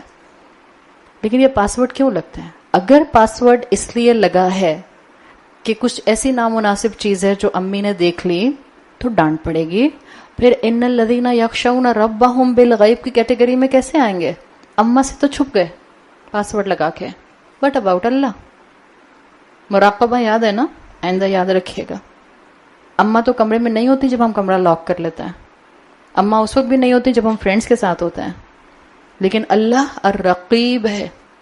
اللہ نے مجھے نیپ آف دا نیک سے پکڑا ہوا ہے. اللہ میری شہرک سے بھی زیادہ, میری جگولر وین سے بھی زیادہ مجھ سے قریب ہے. تو جب جو لوگ اپنے آپ کو گناہوں سے بچاتے ہیں, جب وہ تنہائی میں ہوں, ان کے لیے جنت ہے. جنت ایسے نہیں مل جائے گی, سستی چیز نہیں ہے, بہت بڑی ویلیو اس کے لیے آپ کو لگانی پڑے گی, ہائی پرائز پے کرنی پڑے گی. جنت ایسی نہیں ملتی. دنیا کی معمولی چیزیں کم قیمت پر نہیں ملتی ہیں, معمولی چیزیں. اتنا پیتھیٹک لان کا جوڑا 8,000 کا آتا ہے, اتنا پیتھیٹک کہ اگلے سال پہننے کا دل نہیں کرتا, بیکاز 25,000 لوگوں کو آپ کو پہنا ہوا نظر آ جاتا ہے. اتنا پیتھیٹک, وہ بھی 8 لوگوں نے پہن لیا تو اس کے بعد نظر سے اتر جاتا ہے. اور جنت لا خوف علیہم ولا هم یحزنون, جس کے اندر کوئی غم نہیں ہے, جس میں کوئی پریشانی نہیں ہے, جس میں صرف اور صرف ہنسی ہے, جس میں صرف اور صرف خوشی ہے, جس میں صرف اور صرف انٹرٹینمنٹ ہے, جس کے اندر صرف اور صرف ایک دوسرے کے ساتھ محبت ہے, وہ ایسے ہی مل جائے گی. We have to pay the prize. اپنے آپ کو اس یخشونا کی کیٹیگری میں لانے کے لیے اپنی زندگی کو فلٹر کریں. اللہ تعالیٰ نے یہاں پر کہا لہم مغفرۃ و اجر کبیر. کبیر کا لفظ آپ دیکھیں جہنم والوں کے لیے بھی آیا تھا, ان انتم الا فی دلال کبیر. وہ ایکسٹریم کنفیوژن میں تھے, اور یہ لوگ جو تھے ان کا اجر بتایا. آپ دیکھیں اگر آپ قرآن کے الفاظ کی گہرائی پر جائیں, کبھی کبھی دل چاہتا ہے کہ بغیر محدود کیے ہوئے کلاسز ہونی چاہیے کہ ہم اتنے دن میں ختم کریں گے اور اتنے دن میں ختم کریں گے. کیونکہ جب آپ اتنے محدود کر دیتے ہیں نا, لمیٹڈ کر دیتے ہیں, تو پھر اب بہت سی چیزیں جو سامنے نظر آ رہی ہوتی ہیں آپ اس کو پکڑ کے بتا نہیں پاتے. جو جہنم والے تھے ان کے لیے آیا تھا ان انتم الا فی دلال کبیر, تم ایکسیسو کنفیوژن میں تھے. یہ ان کی دنیا کا معاملہ تھا یا آخرت کا؟ تم اپنی دنیا میں ایکسیسو کنفیوژن میں تھے, جب تم زندگی میں تھے کنفیوز تھے. اور یہ جو نیک لوگ ہیں ان کو ریوارڈ کون سا دیا جا رہا ہے؟ اجر کبیر, اس لیے کہ یہ اپنی دنیا میں کنفیوز نہیں تھے. کنفیوژن دور کرنے کا ایک ہی طریقہ, وہی جو جہنمیوں کا طریقہ نہیں تھا, لو کننا نسمع او ناقل. اگر کنفیوژن کو دور کرنا ہے تو سننا ہوگا، قرآن کے سامنے آ کر بیٹھنا ہوگا، قرآن پر وقت لگانا ہوگا، اس سے کنفیوژن دور ہونا شروع ہو جاتی ہے۔ جو قرآن کو سنتے ہیں ان کو اللہ تعالیٰ سننے کی وجہ سے مغفرت اور بہترین ریوارڈ دے گا۔ دنیا میں ملے گا انعام خشیت کا، اور آخرت میں ملے گا اجر کبیر۔ یہ دونوں انعام مومنین کو ملیں گے۔ اور کوشش کریں کہ اپنی زندگی میں ہمارے ایموشنز ہمارے کنٹرول میں رہیں۔ آپ دیکھیں یہ جو لو کننا نسمع او ناقلو پیچھے آیا تھا، لسننگ نسمع، ناقلو تھنکنگ، اور یہاں آ رہا ہے یخشونا سے خشیت۔ خشیت is related with emotional matter. تو تین چیزیں ہیں، listening, thinking and emotional state. آپ جو سنتے ہیں اس سے آپ کا تھنکنگ پیٹرن بنتا ہے۔ کل بتایا تھا بہت تفصیل سے، آپ جو سنتے ہیں آپ کی پرسنالٹی ویسی بنتی جاتی ہے۔ تو آپ جو سنتے ہیں اس سے آپ کا تھنکنگ پیٹرن بنتا ہے، اور جیسا آپ کا تھنکنگ پیٹرن بنتا ہے وہی آپ کا ایموشنل اسٹیٹ ہوتی ہے۔ آپ اگر بہت زیادہ ڈرنے والی خاتون ہیں، اس کا مطلب ہے کہ آپ کا تھنکنگ پیٹرن ڈسٹرب ہے، کسی چیز کا خوف آپ کے ذہن میں ہے، آپ کے خیالات میں ہے۔ اگر آپ بہت زیادہ جذباتی خاتون ہیں، آپ کو غصہ بہت جلدی آ جاتا ہے، اس کا بھی یہ مطلب ہے کہ آپ کے تھنکنگ پیٹرن میں کہیں غلطی ہے، آپ زیادہ وہ باتیں سنتی ہیں جس سے آپ کا غصہ ایگریویٹ ہوتا ہے۔ So these 3 things are connected, listening, thinking and your emotional state.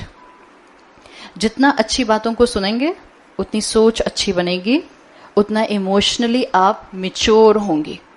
مومن ایموشنلی میچور ہوتا ہے۔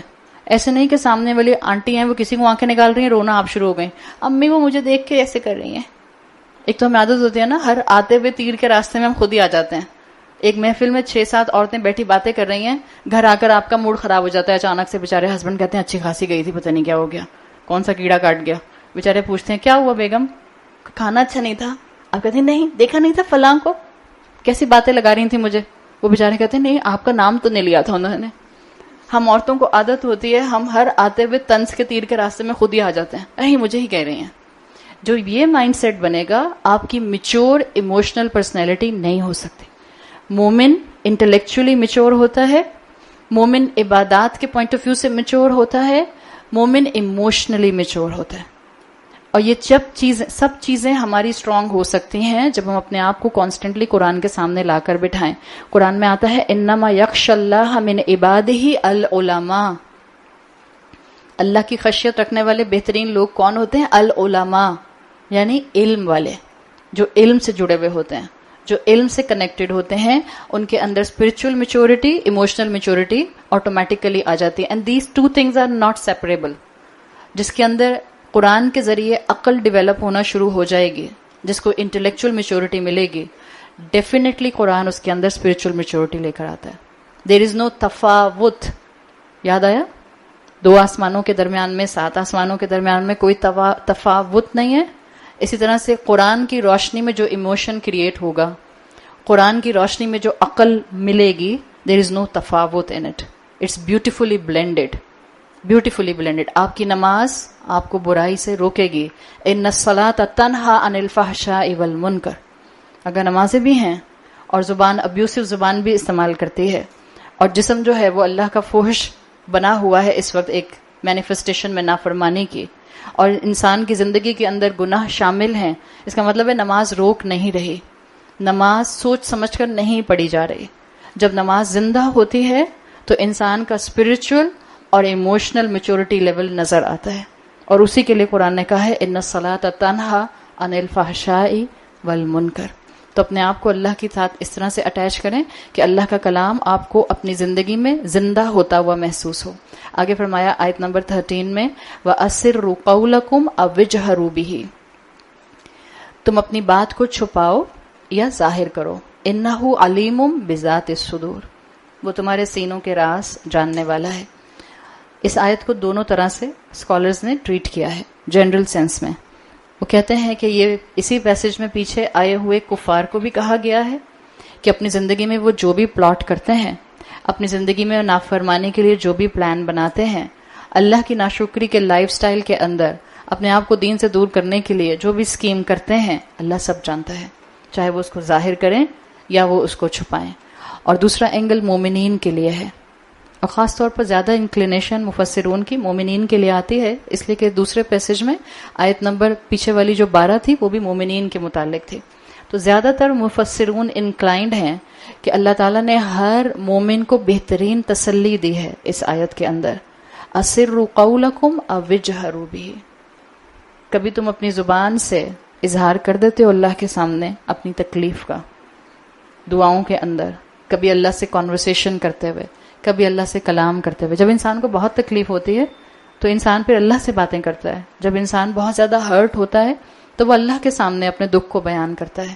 تو اللہ کہہ رہا ہے چاہے تم کبھی اپنا دکھ بیان کرو، چاہے کبھی تمہارے دل میں تکلیف ہو. دل میں تکلیف ہوتی ہے نا، یہ جو آگے جملہ آیا ہے انہ علیم بذات الصدور، صدر چیسٹ کو کہتے ہیں، اور چیسٹ کے اندر آپ کا پورا ریب کیج اور دل آ جاتا ہے. آپ جیسے یہ بات اکثر سنتی ہیں نا کہ کسی کام نے it made my chest seized, میرا سینہ تنگ ہو گیا. اس سے سینہ تنگ ہونے کا مطلب یہ نہیں ہوتا کہ آپ نے بیلٹ لگا لی ہے، آپ کی ریبز بہت ٹائٹ ہو گئی ہیں. دس از فگوریٹو. آپ کے ایموشنز آپ کے دل میں ہوتے ہیں نا، تو جب آپ ہرٹ ہوتے ہیں تب آپ کہتی ہیں کہ سینہ تنگ ہو گیا ہے، میرا دل ٹوٹ گیا ہے. ہم کہتے ہیں اب دل ٹوٹ گیا کہ میڈیکل سائنس کے مطابق دل کے 2 ٹکڑے ہو گئے، رپ اپارٹ. دل ٹوٹتا ہے نا، دل ٹوٹتے ہیں ہمارے. ہمارے دل تو ایسے ہر آئے دن ہی ٹوٹتے رہتے، ہر وقت سمت بانڈ، اسکاچ ٹیپ، ایلفی سب جو لگانا چاہیں سب لگی ہوئی ہے، یو ہو سب لگی ہوئی ہے. آئے دن دل ٹوٹتے ہیں نا. دل کیسے ٹوٹتا ہے؟ کیا وہ دل فزیکلی ٹوٹتا ہے یا ایموشنلی ٹوٹتا ہے؟ اللہ کہہ رہا ہے انہ علیم بذات الصدور. جب تمہارا دل ٹوٹتا ہے اللہ جانتا ہے. جب تمہیں ایموشنلی پین ہوتی ہے اس کے راستے پر چلتے ہوئے اللہ جانتا ہے. اپنے آپ کو تنہا نہ سمجھو، اللہ تمہارے ساتھ ہے. اللہ ٹوٹے ہوئے دلوں کو مینڈ کرنا جانتا ہے. دس از این ایکسپریشن، بالکل جیسے ہم اردو میں ایک ایکسپریشن استعمال کرتے ہیں دل کا ٹوٹنا، اللہ نے یہ ایکسپریشن استعمال کیا ہے ہمارے اس دل کے ٹوٹنے کو بتانے کے لیے. انہ علیم بذات الصدور. اللہ تمہارے سینے کی ہر کیفیت کو جانتا ہے. اللہ تمہاری کہی ہوئی اور نہ کہی ہوئی ہر بات کو جانتا ہے. اور کیوں جانتا ہے؟ آیت نمبر 14 میں آیا الا یعلم من خلق، کس نے بنایا ہے تمہیں؟ کیا وہی نہیں جانے گا جس نے تمہیں تخلیق کیا ہے؟ وہو اللطیف الخبیر، اور وہ بہت باریک بین اور باخبر ہے. جس نے پیدا کیا وہی نہیں جانے گا. اللہ has full view of your life. اللہ تمہاری زندگی کے ایک ایک قدم کو جانتا ہے. اس کی ہدایت کو تھامو، تمہیں اسپرچولی، انٹلیکچولی اور ایموشنلی اسٹرینتھ ملے گی. آپ میں سے جس کو لگتا ہے کہ آپ کی پرسنالٹی ایک کمزور پرسنالٹی ہے، بعض اوقات خواتین کو محسوس ہو جاتا ہے نا، بات بات پر رونا آتا ہے، بہت اچھی بات زبان پر آ رہی ہوتی ہے لیکن الفاظوں میں اس کو آرٹیکولیٹ کرنا نہیں آ رہا ہوتا. بعض اوقات دل چاہتا ہے کہ اپنے دل کی بات کسی کو کہی جائے. بعض مائیں اپنے دل کی بات اپنی اولاد کو نہیں کہہ پاتی، بعض بیویاں اپنے دل کی بات اپنے شوہروں کو نہیں کہہ پاتی ہیں. اور اس لیے پھر انسان کی پرسنالٹی آہستہ آہستہ آہستہ آہستہ ایموشنلی ویک ہوتی جاتی ہے. اس میں کوئی نہ کوئی پاسٹ ایکسپیرینس ہوتا ہے کہ کسی ایسے انسان کے ساتھ زندگی گزری ہوتی ہے، یا کوئی ایسا انسان زندگی میں آیا ہوتا ہے جس نے آپ کو بولی کیا ہوتا ہے، چاہے وہ آپ کا بچپن ہو، چاہے وہ آپ کی جوانی ہو، چاہے ہو سکتا ہے کوئی آپ کا اسکول کا فرینڈ ہی کیوں نہ ہو. تو اگر آپ میں سے کسی کو بھی محسوس ہوتا ہے کہ آپ کا سٹریس لیول بہت جلدی اپ اینڈ ڈاؤن کرتا ہے، آپ میں سے کسی کو محسوس ہوتا ہے آپ ایموشنلی ویک ہیں، آپ میں سے کسی کو لگتا ہے آپ کسی کی مدد کرنا چاہتے ہیں، کوئی انسان آپ کے سامنے رو رہا ہوتا ہے لیکن آپ سے جملہ نہیں بولا جاتا، آپ اسے دگنا رونا شروع کر دیتے ہیں.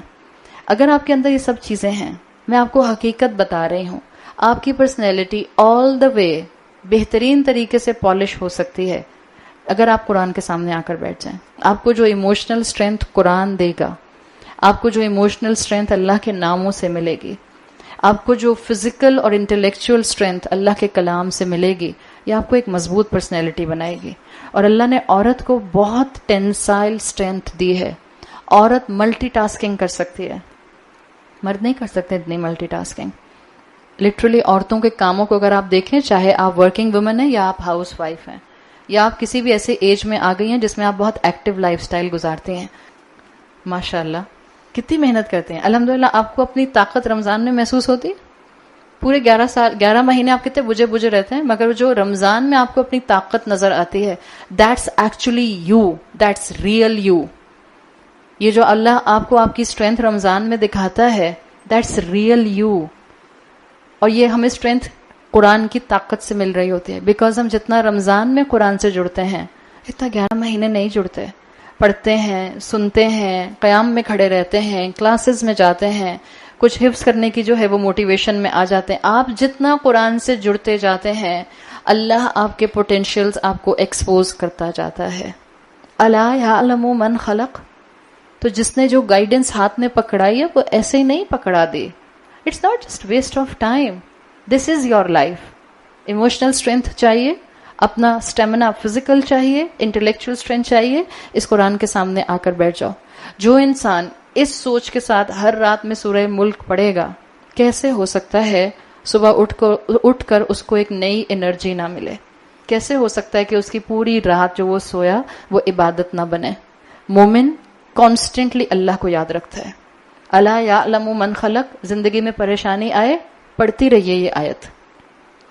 زندگی میں کوئی اس طرح کا کرنچ آئے جس میں آپ کو لگے کہ اٹس انبیئریبل، پڑھتی رہیے الا یعلم من خلق. کیا اللہ نہیں جانے گا جس نے تخلیق کیا ہے؟ اللہ غفور ہے، اللہ غفار ہے، اللہ غافر ہے. ہم سب یہاں جتنے بھی لوگ بیٹھے ہیں ہم میں سے کوئی نہیں کہہ سکتا I am the best person, میں کوئی گناہ نہیں کرتی، آئی ایم سن لیس. کوئی بھی نہیں ہے ہم میں ایسا، بلکہ کوئی دنیا میں ایسا انسان نہیں ہے جو کہے کہ آئی ایم سن لیس، میں گناہ نہیں کرتی ہوں. ہم سب گناہ کرتے ہیں. ہمیشہ یاد رکھیں اللہ غفور ہے. اللہ کس طرح سے غفور ہے؟ اللہ تعالیٰ اپنے بندے کو معاف کرتے کرتے تھکتا نہیں. جب سورہ ملک پڑھیں اپنے دن بھر کے گناہوں کو یاد کریں اور اپنے آپ کو یاد کرائیں اللہ غفور ہے. اللہ سے جتنی مرتبہ معافی مانگی جائے اللہ معاف کرتا ہے. دس از دا ایسنس ان غفور. ہی از کانسٹنٹلی forgiving. فعول کے وزن پر ہے. اللہ غفار ہے. میرا کوئی گناہ اتنا بڑا نہیں ہے کہ اللہ اس کو معاف نہ کر سکے. اللہ میرے تمام گناہوں سے بہت بڑا ہے. میں معافی مانگوں گی وہ معاف کرے گا. میں نے آج اپنے اندر اصلاح کا ایک ایمبیشن بنا لیا ہے، اللہ راستہ دکھائے گا. اللہ غفار ہے، اللہ غافر ہے. جب میں معافی مانگوں تو اس ایمان سے مانگوں اللہ میری توبہ سچی ہے اور میرا یقین ہے آپ نے میری سلیٹ میں اس کو چھپا دیا، میرے گناہ کو آپ نے چھپا دیا. یہ تینوں مفہوم غفور، غفار، غافر. گناہ چھپا ہے، ڈیلیٹ نہیں ہوا. عربی زبان میں مغفر ہیلمٹ کو کہتے ہیں. ہیلمٹ جب آپ سر پر پہن لیتے ہیں تو کیا سر کی شیپ آبویس ہی رہتی ہے یا چھپ جاتی ہے؟ سر کی شیپ تو نظر آتی ہے نا سر پر پہنا ہوا ہے. مثال کے طور پر میں ابھی اس اپنی کاپی کو اپنے دوپٹے سے کور کر دوں، دوپٹہ میرا شفون کا ہوگا تو آپ کو یہ تو پتہ چلے گا کہ دوپٹے کے نیچے کچھ ہے، چاہے یہ نہ پتہ چلے کہ کیا ہے. لیکن اگر میں اپنی کاپی کو میز کے نیچے کر دوں اب پتہ چلے گا آپ کو؟ اب پتہ نہیں چلے گا. سو یہ میں نے اگر یہیں رکھے اپنے کسی بھی چیز کو کپڑے سے کور کیا and there will be a heap, جیسے ہیلمٹ ایک ہیپ بنا دیتا ہے سر کے گرد، اس کو کہتے ہیں مغفر. چاہے اللہ کی شان غفاری ہو، چاہے اللہ کا غافر ہونا ہو، چاہے اللہ کا غفور ہونا ہو، اللہ گناہ کو چھپا لیتا ہے. کیا چیز گناہ کو ڈیلیٹ کر دیتی ہے؟ اللہ کی رحمت. اللہ کی رحمت گناہ کو ڈیلیٹ کر دیتی ہے. اللہ کا غفور ہونا گناہ کو چھپاتا ہے. معاف کر دیا نا اس نے، گناہ ہے وہاں پر، ڈھانپ لیا اس نے. جبھی تو حدیث میں آتا ہے مفہوم کہ تم لوگوں کے گناہوں پر پردہ ڈالو، آخرت میں اللہ تمہارے گناہوں پر پردہ ڈالے گا. اللہ پردہ ڈال دے گا. اللہ اپنی رحمت سے اپنے بندے کے گناہوں کو کمپلیٹلی ڈیلیٹ کر دیتا ہے. عبداللہ ابن مسعود رضی اللہ عنہ سے آتا ہے کہ جب اللہ اپنے بندے سے محبت کرتا ہے تو اللہ اس کو رحمت اور مغفرت دیتا ہے. اور اللہ کیا کرتا ہے؟ مثال کے طور پر عبداللہ ابن مسعود نے بہت پیاری مثال دی. وہ کہتے ہیں کہ کسی انسان کی دوسرے انسان سے کوئی لڑائی جھگڑا ہوا، فرض کریں آپ کا کسی سے جھگڑا ہوا اور آپ کو لگا کہ آپ کی غلطی تھی، آپ نے جا کر معافی مانگ لی، معافی بھی مانگ لی. اب جب آپ نے معافی مانگ لی تو آپ کا دل تو صاف ہو گیا نا، غلطی آپ نے کی تھی، آپ نے معافی مانگ لی. بٹ جس کے ساتھ آپ نے زیادتی کی تھی کبھی کبھی ایسا ہوتا ہے کہ معافی مانگنے کے باوجود اس کے دل میں غصہ رہتا ہے. This can happen with us also. کسی نے ہمارے ساتھ زیادتی کی لیکن پھر انہوں نے سوری بول دیا, لیکن پھر بھی دل میں ہلکی سی کھٹک تو رہتی ہے نا, ایک کریک تو آ جاتا ہے. عبداللہ ابن مسعود کہتے ہیں اللہ کی رحمت بندے روز محشر میں کیسے آبزرو کریں گے کہ جب کسی دو انسانوں کے درمیان میں جھگڑا ہوا ہوگا اور جس نے زیادتی کی ہوگی اس نے معافی تو مانگی ہوگی, لیکن جس پر ظلم ہوا تھا اس کے دل میں ہلکا سا ایک جذبہ تھا غصے کا. اللہ کی رحمت یہ ہوگی, اللہ روز محشر اس شخص کے غصے کو بھلا دے گا. اگر اس کو یاد رہے غصہ تو کیا ہوگا, غصہ یاد رہے گا تو وہ اللہ کے سامنے کلیم کرے گا. تو اللہ کی رحمت کیا ہوگی کہ اللہ اس شخص کے دل میں سے اس غصے کو بھلا دے گا اور اس کو برابر کا ریوارڈ دے گا جتنا ریوارڈ اس نے آپ کو سوری بولنے پر دیا ہے. الا یعلم من خلق, وہ تو بہانے ڈھونڈتا ہے معاف کرنے کے. ہم ہی توبہ کرنے والے نہ بنے تو اس میں ہمارا قصور ہے. ہمیشہ اللہ سے مغفرت اور رحمت مانگے, ہمیشہ. یہ دعاؤں کے چند دن ہیں. اللہ سے گڑ گڑا کر مغفرت اور اللہ کی رحمت مانگیں. اللہ اس مہینے میں ہمیں مغفرت عطا کر, ہم اس رمضان سے نکلیں نہ جب تک کہ آپ ہمیں بخش نہ دیں, اور اللہ باقی 11 مہینے اپنی رحمت کے سائے میں رکھ. آپ نے حضرت آدم علیہ السلام اور بی بی حوا کی دعا بچپن سے پڑھی ہے, اس میں یہ دونوں ایلیمنٹ ہیں. ربنا ظلمنا انفسنا وان لم تغفر لنا وترحمنا لنکونن من الخاسرین. اللہ ہم آپ کے محتاج ہیں مغفرت کے لیے بھی, اور زندگی بھر آپ کے محتاج ہیں رحمت کے لیے بھی. تو اللہ کے ساتھ اپنے آپ کو اٹیچ کریں. اللہ ہماری نیچر کو جانتا ہے, اس لیے اللہ نے کہا ہے وَهُوَ اللطیف الخبیر. ہم لطیف کا ترجمہ اردو میں کرتے ہیں باریک بین, یہ کرتے ہیں نا اردو کے ترجموں میں. وہ باریک بین ہے اور باخبر ہے.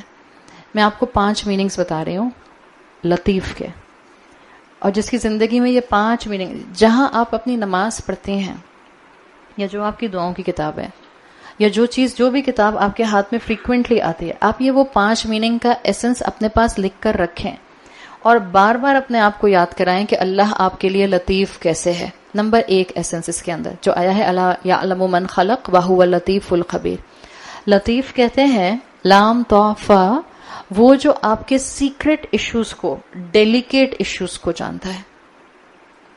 اللہ ہمارے ڈیلیکیٹ سیکرٹ ایشوز کو جانتا ہے. دیکھیں خبیر آیا ہے نا ساتھ میں. خبیر وہ والے معاملات ہوتے ہیں جو آپ نے ایکسچینج کیے دنیاوی طور پر. اللہ میرے دنیاوی اعمال جانتا ہے. لطیف جو میرے دل کی گہرائیوں میں چھپا ہوا ہے, ڈیلیکیٹ میٹرز. کبھی کبھی انسان اپنے رشتوں سے کچھ ایسی چیزیں ایکسپیکٹ کر رہا ہوتا ہے جس کو زبان پر نہیں لا سکتا ہے. ایسا ہوتا ہے نا, کبھی ماں اولاد سے کرتی ہے, کبھی اولاد ماں باپ سے کرتی ہے, کبھی شوہر بیوی سے کرتا ہے, کبھی بیوی شوہر سے کرتی ہے, کبھی بہن بھائی ایک دوسرے سے کرتا ہے. اللہ ہمارے وہ ڈیلیکیٹ میٹرز کو جانتا ہے. اللہ کو میری شخصیت کا علم ہے. دیکھیں اللہ نے تخلیق کیا, الا یعلم من خلق, تخلیق اس نے کیا. تو میری پرسنالٹی میں, جو میری فطرت میں اللہ نے کوالٹیز رکھی ہیں, ہم یہاں جتنے بھی انسان ہیں, ہماری فطرت اللہ التی فطر الناس جمیعا, ہماری فطرت ایک ہے, ہم اللہ کو پہچانتے ہیں, لیکن ہماری صفات اور ہماری انکلینیشنز الگ الگ ہیں. آپ میں سے کوئی اچھا بول سکتا ہے, کوئی اچھا لکھ سکتا ہے, کوئی اچھی طرح سے ایڈمنسٹریٹو چیزوں کو دیکھ سکتا ہے, کوئی آرٹسٹ ہے, کوئی رائٹر ہے, مختلف چیزوں ہیں, مختلف انکلینیشنز ہیں. اللہ ہر پرسنالٹی کی ڈیٹیلز کو جانتا ہے. تو لطیف کیسے ہے؟ اس نے میری زندگی کا ہر انسیڈنٹ میری شخصیت کو سامنے رکھتے ہوئے ڈیزائن کیا ہے ود ویری ڈیلیکیسی. میری زندگی میں کون ماں باپ, کون بہن بھائی, کون شوہر, کون اولاد, کیسا سسرال, کیسے حالات اور واقعات. یہ ایبرپٹ نہیں ہے, یہ ایبرپٹ نہیں ہے. جب انسان اللہ کو لطیف اس طرح سے سمجھتا ہے تو اس کا برے سے برا شوہر بھی کسی نہ کسی خیر کا باعث اس کو نظر آنے لگ جاتا ہے. اس لیے کہ کوئی ایسا انسان اللہ نے دنیا میں نہیں بنایا جو کمپلیٹلی برائی ہو, بالکل جیسے اللہ نے کوئی انسان نہیں بنایا جو کمپلیٹلی اچھائی ہو. We are combination of both. اور ہمیں سکھایا گیا ہے لوگوں کی اچھائیوں پر نظر رکھو اور برائیوں کو اوور لک کر جاؤ. ماں باپ کی اچھائیوں پر فوکس رکھو، ماں باپ کی کمزوریوں کو اوور لک کر جاؤ. اللہ نے ہر شخص، اللہ لطیف کیسے ہے، دس از نمبر 1 میننگ. اللہ میری شخصیت کو جانتا ہے اور اللہ نے میری شخصیت کو جانتے ہوئے میرے آس پاس زندگی، انسان، رشتے، حالات کریٹ کیے ہیں. یہ آپ کو ایمان دے گا انشاءاللہ. ایک نام اللہ کا، لیکن آپ کو ایمان دے گا. اللہ آپ کو جس راستے سے چاہے گا اس راستے سے انشاءاللہ خیر کی طرف لے کر آئے گا. اس کا مطلب ہے my life is the grand planning of the grand planner. میری زندگی ایبرپٹ نہیں ہے جیسے آج کے بہت سے ایگنوسٹکس کہنے لگ گئے یہ خود بخود ہی کائنات بن گئی، خود بخود ہی ٹائم چل رہا ہے، خود بخود چیزیں ایج کرتی ہیں، خود بخود ختم ہو جائیں گی. No, it's not like this. Everything is planned. سب چیزیں ایک بڑی پلاننگ کا حصہ ہیں. تو ایک میننگ، میری شخصیت کو جان کر میری زندگی کے حالات ڈیزائن کیے گئے ہیں. دوسرے میننگز، اللہ تعالیٰ نے ان آیات میں 12 سے لے کر 14 تک مومن کی دنیا کی زندگی ڈیفائن کی ہے. یخشون ربہم آخرت میں نہیں آ رہا کہ وہ روز محشر پہ کھڑے ہو کر اللہ کا خشیت کر رہے ہیں. یہ ان کا دنیا کا لائف سٹائل ہے. تو جب اللہ مومن کو دنیا کے لائف سٹائل کے حساب سے بتانا چاہ رہا ہے، اللہ تمہارے حالات، تمہاری قربانی، تمہارا رونا، تمہارے سینے کی کیفیت، تمہارے ایموشنز کو جانتا ہے. جب وہ تمہارے لیے اکارڈنگلی پلان کرتا ہے تو یاد رکھو اللہ لطیف ہے، اس نے اتنی ہی باریکی سے تمہارے لیے تمہاری پسند کی جنت تیار کی ہے. تمہارے لیے تمہاری جنت. جب بھی ہر انسان کی جنت انڈیویجول ہوگی، نو شیئرنگ. آج کل کے بچے بہت اچھی طرح سمجھ سکتے ہیں بیکاز ان کو اپنے بہن بھائی کے ساتھ کوئی کمرہ شیئر نہیں کرنا ہوتا. نو شیئرنگ ان جنہ. اللہ نے تمہاری انکلینیشن، اللہ جانتا ہے نا کس انسان میں، مثال کے طور پر بعض انسانوں کے اندر اپوزٹ جینڈر اٹریکشن زیادہ ہوتی ہے. اللہ جانتا ہے نا، جس نے اللہ کی خاطر کنٹرول کیا، جس نے اپنی نظر کی حفاظت کی، جس نے اپنے آپ کو حرام ریلیشن شپ سے بچایا، جس نے دعوت انویٹیشن ملنے کے باوجود اپنے آپ کو کسی اس قسم کی چیزوں میں انوالو نہیں کیا. اللہ جانتا ہے. اللہ تمہاری انکلینیشنز کے مطابق تم کو جنت عطا کرے گا. ایک اور امتحان آج کی دنیا میں پاپ اپ ہوا ہے ان دا ینگ کراؤڈ. یہ جو جینڈر ریکگنیشن ایشو ہے، دنیا سوشیالوجی اس بات کو آج بہت پروموٹ کر رہی ہے کہ جینڈر وینڈر کوئی بایولوجیکل جینڈر کوئی چیز نہیں ہوتی ہے. یہ دنیا ڈکٹیٹ کر دیتی ہے کہ آپ عورت ہیں یا مرد ہیں. And this is a huge issue. اللہ کرے کہ ہمارے بچوں کو بہت ڈیٹیل اس کی نہ معلوم ہو، مگر جو بچے گھروں سے نکل رہے ہیں، جو بچے پاکستان سے باہر نکل کر یونیورسٹیز میں جا رہے ہیں، یس دس از اے ایشو. یہاں کے بچوں کو بھی بہت معلوم ہے، ڈپینڈ کرتا ہے بچوں کا ایکسپوجر کتنا ہے. بٹ یہ دنیا کا ایشو ہے اس وقت. جینڈر ریکگنیشن ایشو اس وقت پوری دنیا کو اپنے کور میں لیے ہوئے ہے. اس وقت انسانوں کے اندر سے جینڈر ڈائیورسٹی ختم کی جا رہی ہے. یہ مرد عورت کوئی چیز نہیں ہوتی ہے. معاشرہ ڈکٹیٹ کر دیتا ہے آپ کو سرٹن رولز بتا کے کہ آپ آدمی ہیں یا آپ عورت ہیں. جس انسان کو ایسی انکلینیشن، بعض لوگوں کی سائیکولوجیکل انکلینیشنز ماحول کی وجہ سے، plus there are certain dietary factors. میں اب اس وقت اس کی تفصیل میں نہیں جا سکتی بیکاز اس وقت کا ٹائم نہیں ہے. There are lots of reasons around the world جس کی وجہ سے یہ چیزیں جو ہیں یہ سائیکولوجیکل میک اپ کے اندر انسانوں کے آ رہی ہیں. انسان اپنی جینڈر کے لیے کنفیوز ہو رہا ہے. بہت سے لوگ ہیں ہمارے معاشرے کا حصہ ہیں، دیکھنے میں آپ کو آدمی لگتے ہیں، وہ کہتے ہیں it seems to be I am trap in a women's body. جائیے ذرا سائیکالوجسٹ کے پاس اور آپ کو پتہ چلے گا کتنے ایشوز آ رہے ہیں. مائیں شادیاں کر دیتی ہیں پکڑ پکڑ کے بیٹوں کی، بٹ بیٹا پورٹیبل نہیں ہوتا ہے کہ وہ اپنے میرٹل ریلیشن شپ کو فزیکل ریلیشن شپ کے ساتھ کنٹینیو کر سکے because of so many other reasons. اس کی کمپنی کیا تھی، اس نے اپنا انکلینیشن کیا رکھا. آپ کی سوچ، ابھی میں آپ کو کانسٹنٹلی سورہ ملک میں بتا رہی ہوں، آپ کی سوچ آپ کی ایموشنل اسٹرینتھ ڈسکرائب کرتی ہے. جب آپ کانسٹنٹلی سوچتے رہیں گے میں ایک عورت کا جسم ضرور ہوں بٹ میرے اندر ایک آدمی موجود ہے، تو اب کیا ہوگا؟ آپ تو بائی پولر ہو جائیں گے. یہ آزمائش ہے. آج کے دور میں اگر ایک انسان کو یہ فیلنگز ہوتی ہیں، دا پرابلم آف دا گے rights and the lesbian rights, ایک انسان کے اندر مان لیا، اٹس اے ہیوج ڈبیٹ، مان لیا کہ ایک مرد کے اندر انکلینیشن عورت کی نہیں ہے، اس کو مرد کی طرف اٹریکشن ہوتی ہے. صحیح؟ I admit. اس کا یہی امتحان ہے. اس کو مرد کی طرف نہیں جانا, اس کو اپنی فزیکل سیٹسفیکشن مرد سے پوری نہیں کرنی, عورت سے نہیں کر سکتا, اسٹے ان میرڈ. رکھے روزے جیسے اللہ کے رسول نے کہے ہیں, رکھے اپنے آپ کو کیئرفل سائٹ پر. یہ اس کا امتحان ہے. یہ اس کے اندر اس وقت جو بھی بایو ٹیکنیکل ایشو آیا ہے, ماحول کی وجہ سے, ڈائٹ کی وجہ سے, سوچ کی وجہ سے, اس کی آس پاس کی ایکٹیویٹیز اور ہیبٹس کی وجہ سے, یہ اس کا امتحان ہے. تو ہر انسان کا امتحان الگ ہے. لیسبین لڑکیاں باہر کے ملکوں میں نہیں ہیں, ہمارے اسکولز اور کالجز کے اندر لیسبین بچیاں ہیں. یہ دو کپلز, دو پیئر بنا بنا کے جو ماڈلنگ ہو رہی ہے نا اتنی, دیر آر ویری سبلیمل میسیجز. ہر چیز ایسے نہیں ہو جاتی ہے. کبھی کبھی دل چاہتا ہے ہر چیز کے پول کھول دو بس. There is a huge industry working behind it. لڑکا لڑکی نہیں نظر آ رہے باپ کو, دو لڑکیاں کھڑی ہوئی ہیں. اور کیوں اتنی کلوز فزیکل کانٹیکٹ میں کھڑی ہوئی ہیں؟ آپ نے کبھی, آپ لوگ محسوس نہیں کرتے؟ Just think, start thinking. دیکھیں تو اسکولس کے اندر ہو کیا رہا ہے, دیکھیں تو جا کر کیا مائنڈ سیٹ ڈیولپ کیا جا رہا ہے. اگر کسی عورت کے اندر, اگر کسی بچی کے اندر یہ فیلنگز ہیں کہ اس کو عورت کی طرف اٹریکشن ہوتی ہے, اس کا اب یہی امتحان ہے, اپنی انکلینیشن کو اللہ کی اطاعت کے انڈر لے کر آئے. یہ جسٹیفیکیشن نہیں ہے. ایک مرد کہتا ہے مجھے ہر عورت اچھی لگتی ہے, اور اللہ نے اس کے اندر رکھی ہے, تو آپ اس سے کہتے ہیں ہاں تو جو عورت اچھی لگتی ہے تم کر لو اپنا خواہش پوری. یہ کہتا ہے دین. اللہ نے کہا ہے ہر عورت کے لیے ہر مرد کے اندر اٹریکشن ہے, لیکن اللہ نے کیا کہا ہے؟ لمٹ یور سیلف, نگاہ نیچی رکھو, یہی تمہارا امتحان ہے. تو اگر کسی گے اور لیسبین کے پاس کوئی جسٹیفیکیشن ہے اور وہ کہتا ہے کہ مجھے نیچرل انکلینیشن ہوتی ہے, دس از ان مائی جینز, تو یہی آپ کا امتحان ہے.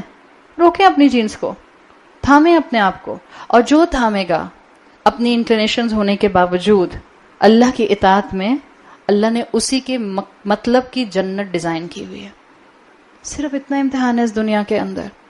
صرف اتنا لوگوں کو آج دین کے قریب لانے کی ضرورت ہے. لوگوں کو اس وقت ہمدردی کے ساتھ ہاتھ پکڑ کے ان کے فائدے کی چیزیں دکھانے کی ضرورت ہے جو اللہ تعالیٰ نے یہاں رکھی ہیں. تو اللہ نے بتایا کہ اللہ نے اپنے بندوں کی بہترین انکلینیشن کے مطابق جنت بنائی ہے. Just hold yourself. اللہ لطیف ہے, وہ تمہاری انکلینیشن جانتا ہے. یہ دوسرا مفہوم ہے. تیسرا مفہوم اس کے اندر اسکالرز بتاتے ہیں کہ اللہ کا لطیف ہونا یہ اللہ کی بہت بڑی سنت ہے. اللہ معاملات کو لطیف ہوتے ہوئے کیسے ہینڈل کرتا ہے؟ ڈیلیکیٹلی. ہر اللہ کا بندہ اللہ کی اس سنت کے کسی نہ کسی ایسنس کو اپنے اندر لے کر آئے. پلیز معاملات کو ڈیلیکیٹلی ہینڈل کرنا شروع کریں. یہ ہر چیز کو ڈنڈے کے ساتھ ہینڈل نہیں کیا جاتا. چاہے اولاد ہو, چاہے شوہر بیوی کا ریلیشن شپ ہو, چاہے سسرال ہو, چاہے میں کہوں. اللہ کی کوالٹی ہے اللطیف. اللہ اپنے بندوں کو بتانا چاہتا ہے اس لطف اور کرم کو اپنے اندر لے کر آؤ. Handle your matters with delicacy. پہلے سوچو پھر بولو, معاملے کی گہرائی تک جاؤ. اور آپ کی اور میرے اندر لطف کرم نہیں آ سکتا اگر ہم علم نہیں رکھیں گے. اللہ کے لطف کے ساتھ دوسری صفت کون سی ہے؟ خبیر کی ہے. He has full view of something. جب بھی وہ لطف اور کرم کرنے والا ہے. تو اگر مومن کو اپنے اندر یہ لطف کی میچورٹی لانی ہے, اللہ کی سنت اڈاپٹ کرنی ہے, معاملات کو ڈیلیکیٹلی ہینڈل کرنا ہے, قرآن کے علم کے بغیر, قرآن سے جڑے بغیر یہ معاملات کی ڈیلیکیسی کی حکمت اس کے اندر آ نہیں سکتی. یہ ہے اس کے تیسرے میننگز. چوتھے میننگز اس کے بہت خوبصورت ہیں. اللہ ہمارے لیے ہر دن اللطیف ہوتا ہے.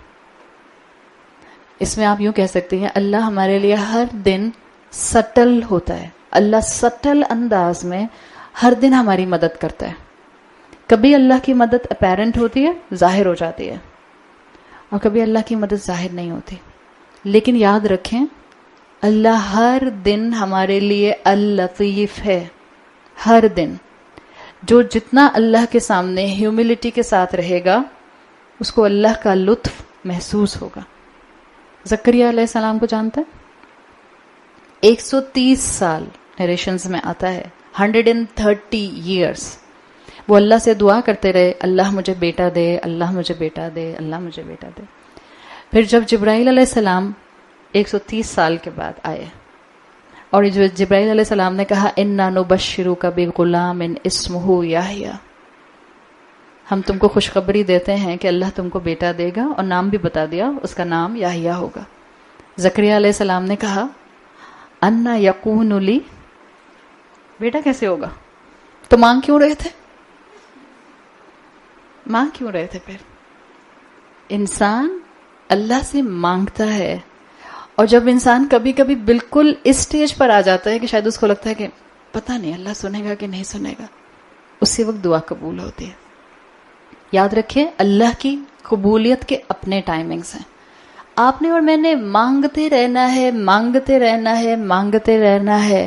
اللہ کے سامنے ایٹیٹیوڈ سے نہیں مانگتے ربنا آتنا فی الدنیا حسنہ، اللہ مجھے دنیا آخرت کا حسنہ دے دے، نہیں، مانگے بھکاری کی طرح، مانگے اس بچے کی طرح جس بچے کو آپ کی اجازت چاہیے کہ مجھے عید کے سیکنڈ ڈے اپنی فرینڈز کے گھر جانے دیں۔ وہ کیسے مانگتا ہے؟ مانگے بھکاری کی طرح۔ ہاں، بچوں سے بڑا بھکاری کوئی نہیں لگتا اس ٹائم پہ۔ دل چاہتا ہے ان کی ساری حرکتوں کی ویڈیوز بنا لو، اور جب وہ وہاں سے ہو کے آ جائیں اور اماں کو لفٹ نہ کریں تب ان کو بار بار دکھاؤ یہ تھی تم۔ اب کیا ہو گیا؟ اب اماں پھر دوبارہ یاد آئیں گی جب کبھی ایسی کوئی سچویشن بلٹ ہوگی۔ اللہ سے مانگے اور بھکاری کی طرح مانگے، اللہ سنے گا۔ اس ایمان کے ساتھ مانگے، اللہ سنے گا۔ اللہ کی قبولیت کے اپنے چانسز ہیں، اس کی اپنی سکیمز ہیں، اس کے اپنے معاملات ہیں۔ اللہ کی کائنڈنس، اللہ کا کرم، اللہ کا لطف بندوں تک آتا ہے۔ بعض اسکالرز کہتے ہیں اس وقت آتا ہے جب بندہ جو ہے وہ آلموسٹ اپنے آپ کو بس اللہ کے توکل پر دعا کر رہا ہوتا ہے، زبان سے بس چھوڑ چکا ہوتا ہے معاملے کو، پھر اللہ کی مدد آتی ہے۔ بعض اوقات اللہ کی مدد آتی ہے in the middle of the darkest times, جب انسان اپنی شدید ترین تھریش ہولڈ پر آ رہا ہوتا ہے۔ اس لیے کہ اللہ قرآن میں کہتا ہے لا یکلف اللہ نفسا الا وسعها، اللہ کسی نفس کو اس کی طاقت سے بڑھ کر نہیں آزماتا۔ ہر رات سب سے گہری ڈان سے پہلے ہوتی ہے، اور وہ جو صبح صادق ہوتی ہے اور پہلی کرن آتی ہے، دا سلور لائننگ، ہر انسان کی زندگی میں دعاؤں کی قبولیت ہوتی ہے۔ تو یاد رکھیں اللہ لطیف ہے، دس از دا فورتھ میننگ۔ اللہ اپنے بندے کے ساتھ دعاؤں کی قبولیت کا معاملہ کرتا ہے، اس کی پلاننگ اپنی ہوتی ہے، اس کے ٹائمنگز اپنے ہوتے ہیں۔ ہمارا کام کیا ہے؟ زکریا علیہ السلام 130 سال دعائیں مانگتے رہے، آپ اور میں 3 دن دعا مانگتے ہیں اور پھر کہتے ہیں سنتا ہی نہیں اللہ۔ اب میں بس اللہ کو پتا ہے، بار بار مانگنے کی کیا ضرورت ہے، وہ تو دلوں کا حال بھی جانتا ہے، کیا جانے میں اس پر بیٹھ کر مانگتی رہوں؟ نہیں، مانگے اور بار بار مانگے۔ اللہ کے رسول صلی اللہ علیہ وسلم کی حدیث کا مفہوم آتا ہے کہ تم جیسا اللہ کے بارے میں گمان کرتے ہو اللہ کو تم ویسے ہی پاتے ہو۔